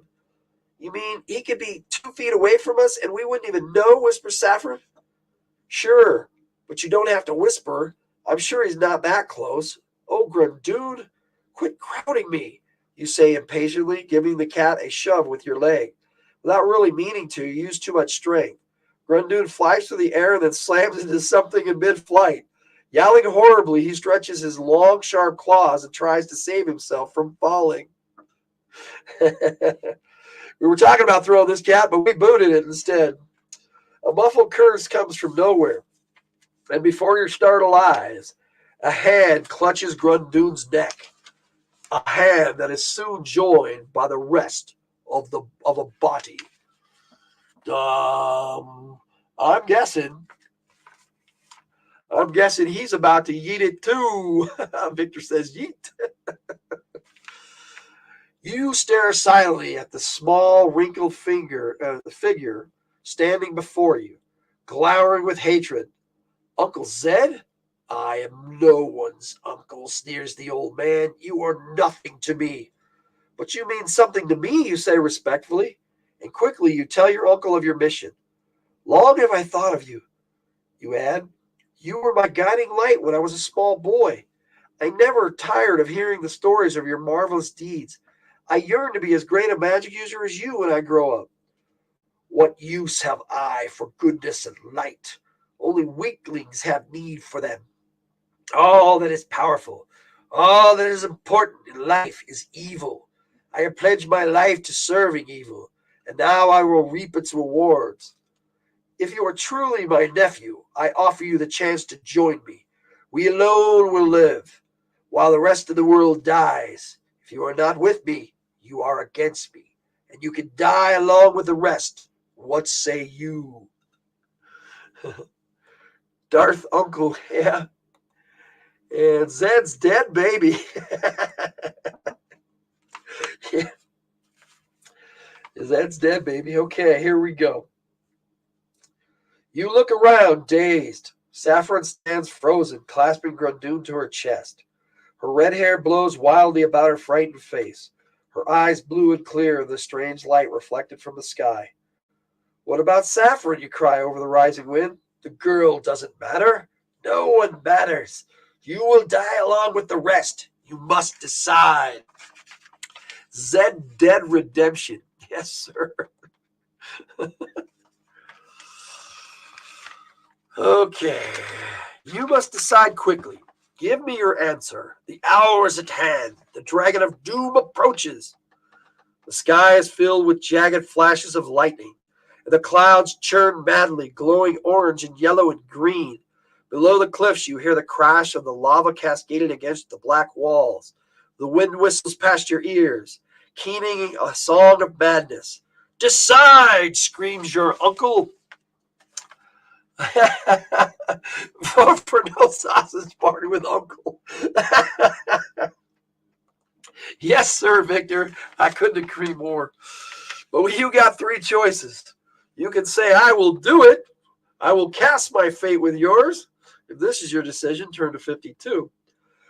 Number two, I cannot do as you ask, nor can I believe that anyone can hate the world so much. It's not too late to change your mind and return with me. If this is what you choose, tell your uncle. Turn to page 131. I would like to do as you asked, you say, stalling desperately for time. But I'm confused. May I consult my pseudo-dragon?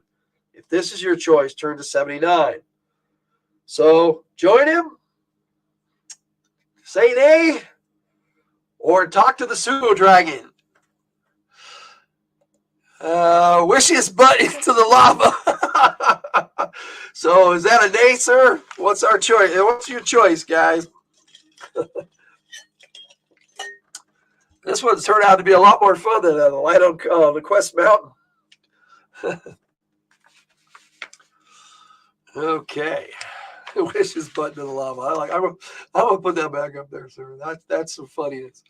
That's what I want to do too, but they didn't. Using the ring isn't an option. Might be dangerous to use his own ring against him, but if it's a ring of wishing, it shouldn't matter. Not one of our choices, though. So, Dragon Lifeline. You want to talk to the pseudo dragon?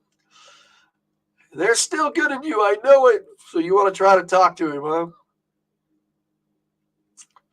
You want him to try to return to you. So we got two different choices. All right. There's other people watching if they want to Wish the dragon gone. If we had a wish, I agree with all the laughing. Yes. Okay, so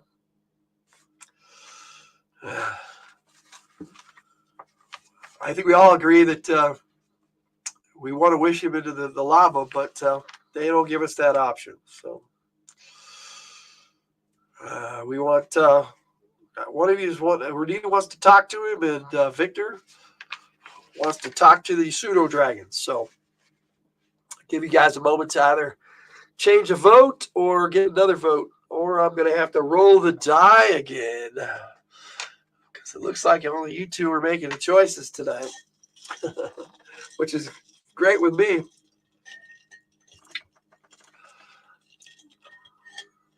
But I'm willing to bet we're pretty close to the end, guys.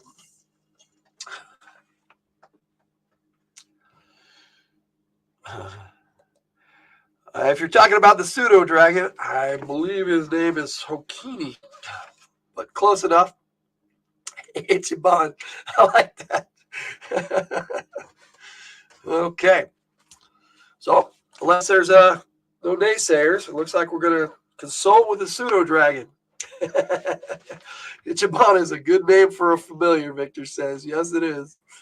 That actually would be a really good name for a familiar. All right, so I guess we're going to leave this as our new mulligan page and turn to 79. Okay, Hinoki. Yeah, that's his name. First word on this page. Hinoki, what shall I do? You link frantically. Do just what you are doing now, answers Hinoki as he presses his small silver body close to you. Stall for time. It's our only hope. Saffron, are you with us? Yes, whispers a small voice. Edging closer to the terrified girl, you clasp her small cold hand and link. Try to be brave. I'll do the best I can. Trust me. And above all, do what I tell you.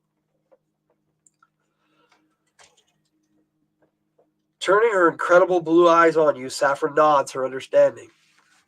Oh, no, sorry, it wanted me to roll the die.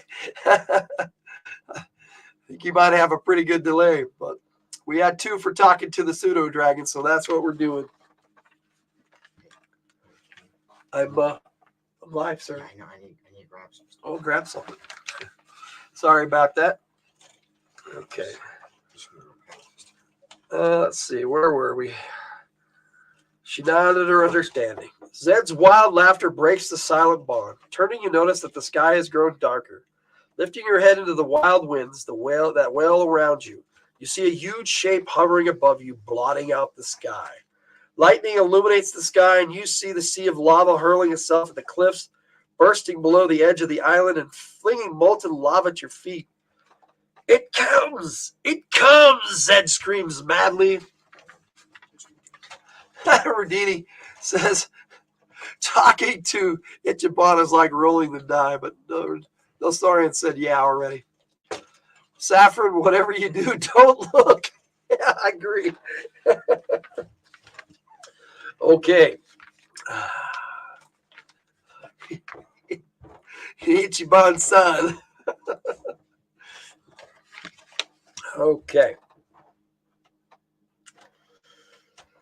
With a majesty awesome to behold, the giant black dragon flaps its wings in the storm-battered sky and slowly descends. To your wondering eyes, it seems larger than any creature you have ever known or even imagined.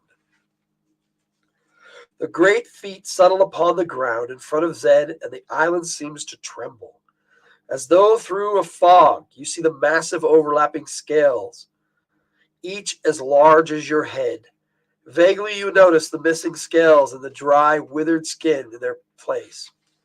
Ragged filaments.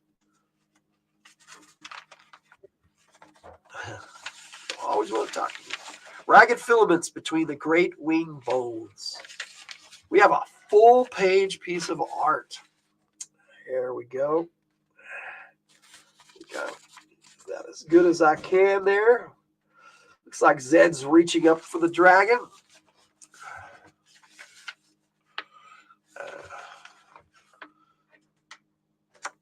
Lifting your eyes to its face, you see long streaming tendrils, streaked with gray, trailing from its crest. The black silver flecked eyes, to your amazement, seem to reflect wariness. Yes, sweet. Here we go. Looks like we're about to the end here, guys. Who has dared to call my name, to utter the long-forgotten words that have called forth the dragon of doom? Speak, roars the dragon. Black smoke bellows from its nostrils and hides it momentarily from your view. It is I who called you. I, Zed of the Council of Nine, have summoned you. And what would you ask of me, O great Zed of the Council of Nine? Mocks the dragon. I call upon you to erase man from the face of the earth forever. And why should I do such a thing, great Zed? Asked the dragon coldly. Why? Why? Splutters Zed. You are not to question me. You are to do as I command. Do as you command. Who are you to command me? Hisses the dragon, coiling ponderously and breathing tiny licking flames from its nostrils. So like an early Thanos. Yeah, I guess so. Okay. It is written in this book, quavers Zed for the first time, sounding uncertain as he shuffles pages rapidly. Do you expect me to obey a mere book? Little squiggles scrawled upon a piece of paper? Roars the dragon, and a spray of acid shoots from its jaws, melting the book to nothing. Dollar store Thanos. Yes, sir. Drawing himself up to his full height, Zed throws his cloak over his shoulder haughtily and says, I have spoken the magic words. I have summoned you, and now I command you. Go forth and destroy mankind. You may keep all the treasure you may find. It is a fair and just trade. And what of your companions, murmurs the dragon, laying its great muzzle down on its clawed feet and staring at you intently all the while. Do they command me as well? Yeah, I noticed that too. Shen got multiple breath weapons.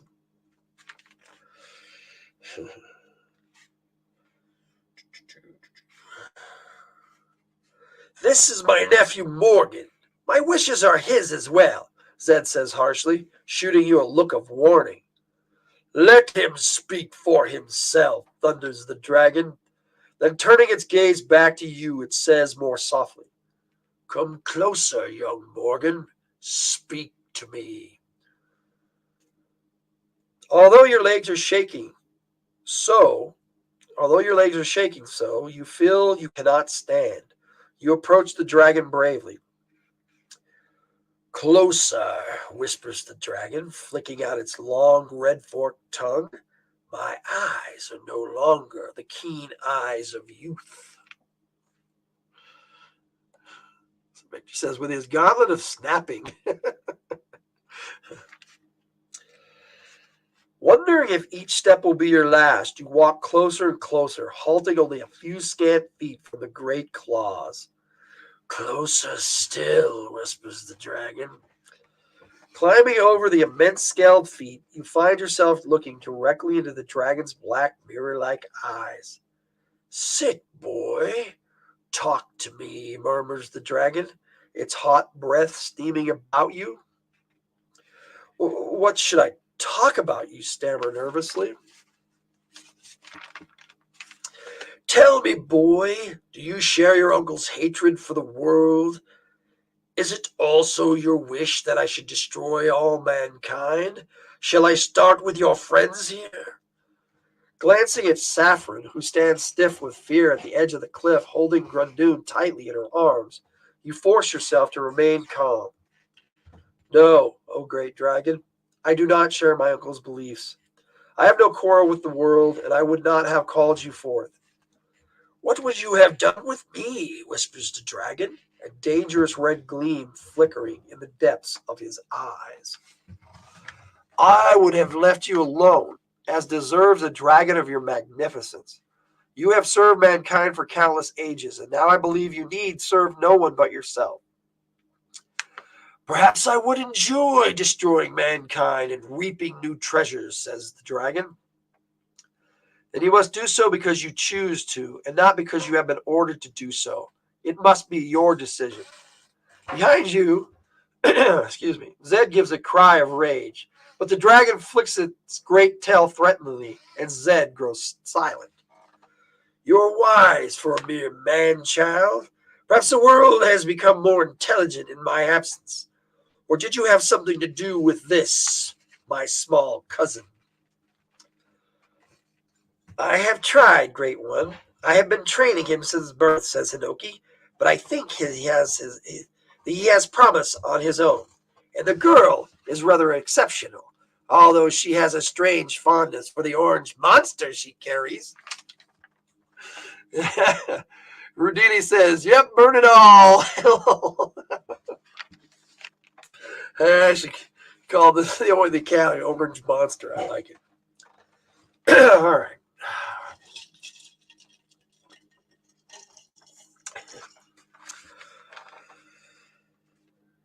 For a long, long moment, the dragon examines you closely.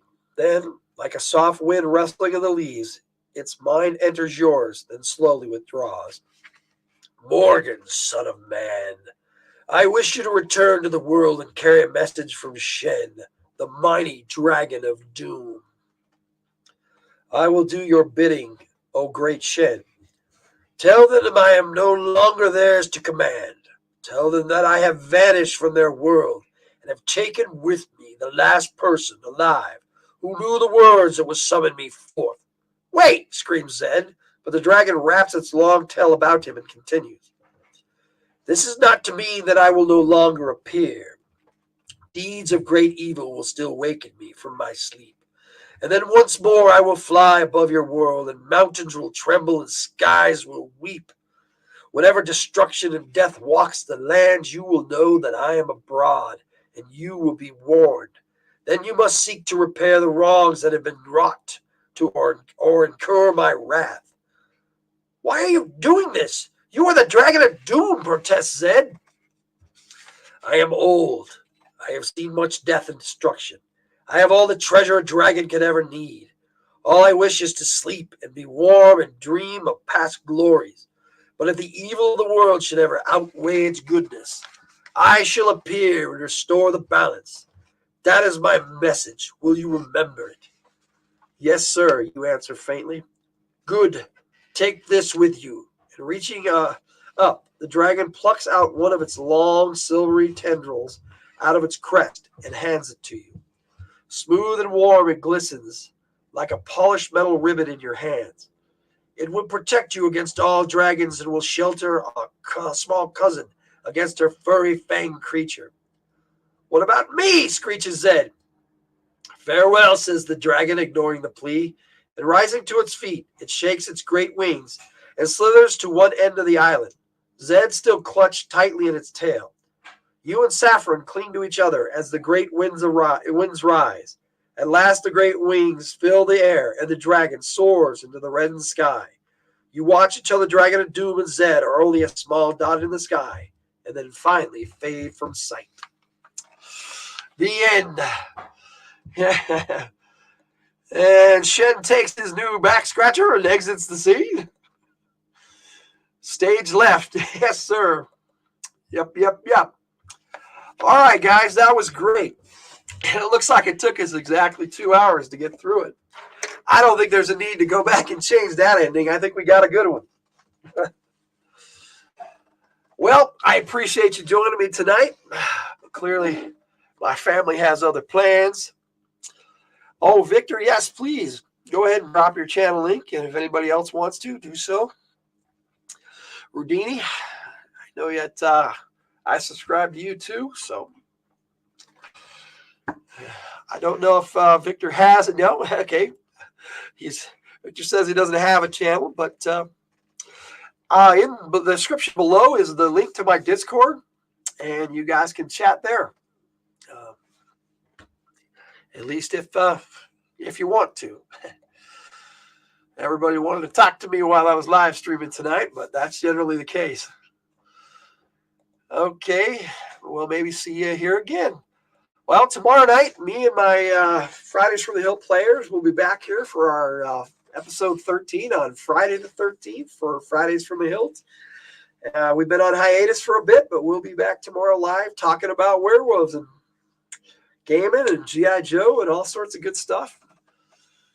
What's a Discord? I like that. I like that, Rudini. I used to think so too. Yep, Victor's on Discord too.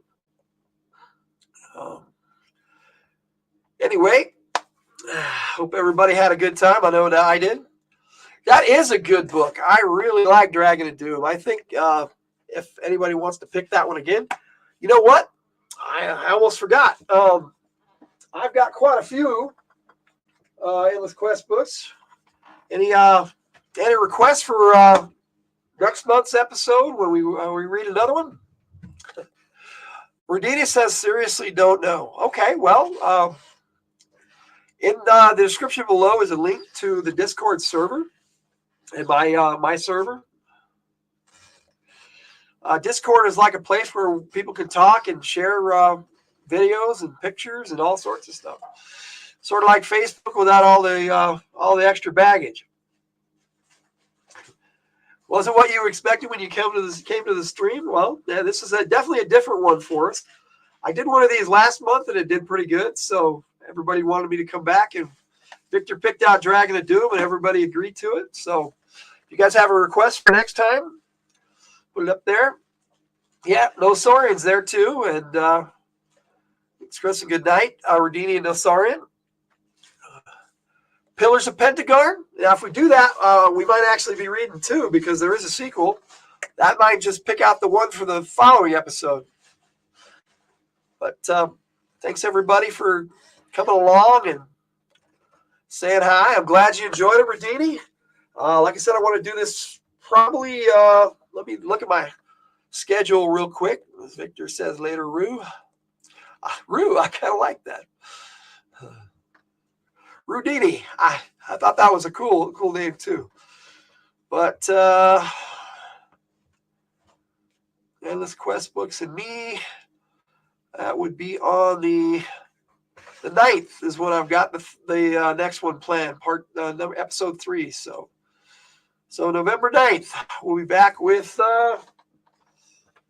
let's see here, Pillars of Pentagon. I got no problems reading this one. I really like this one and its sequel. So that'll be cool. Didn't know these books. Did fantasy fighting and choose your own adventure. Yep.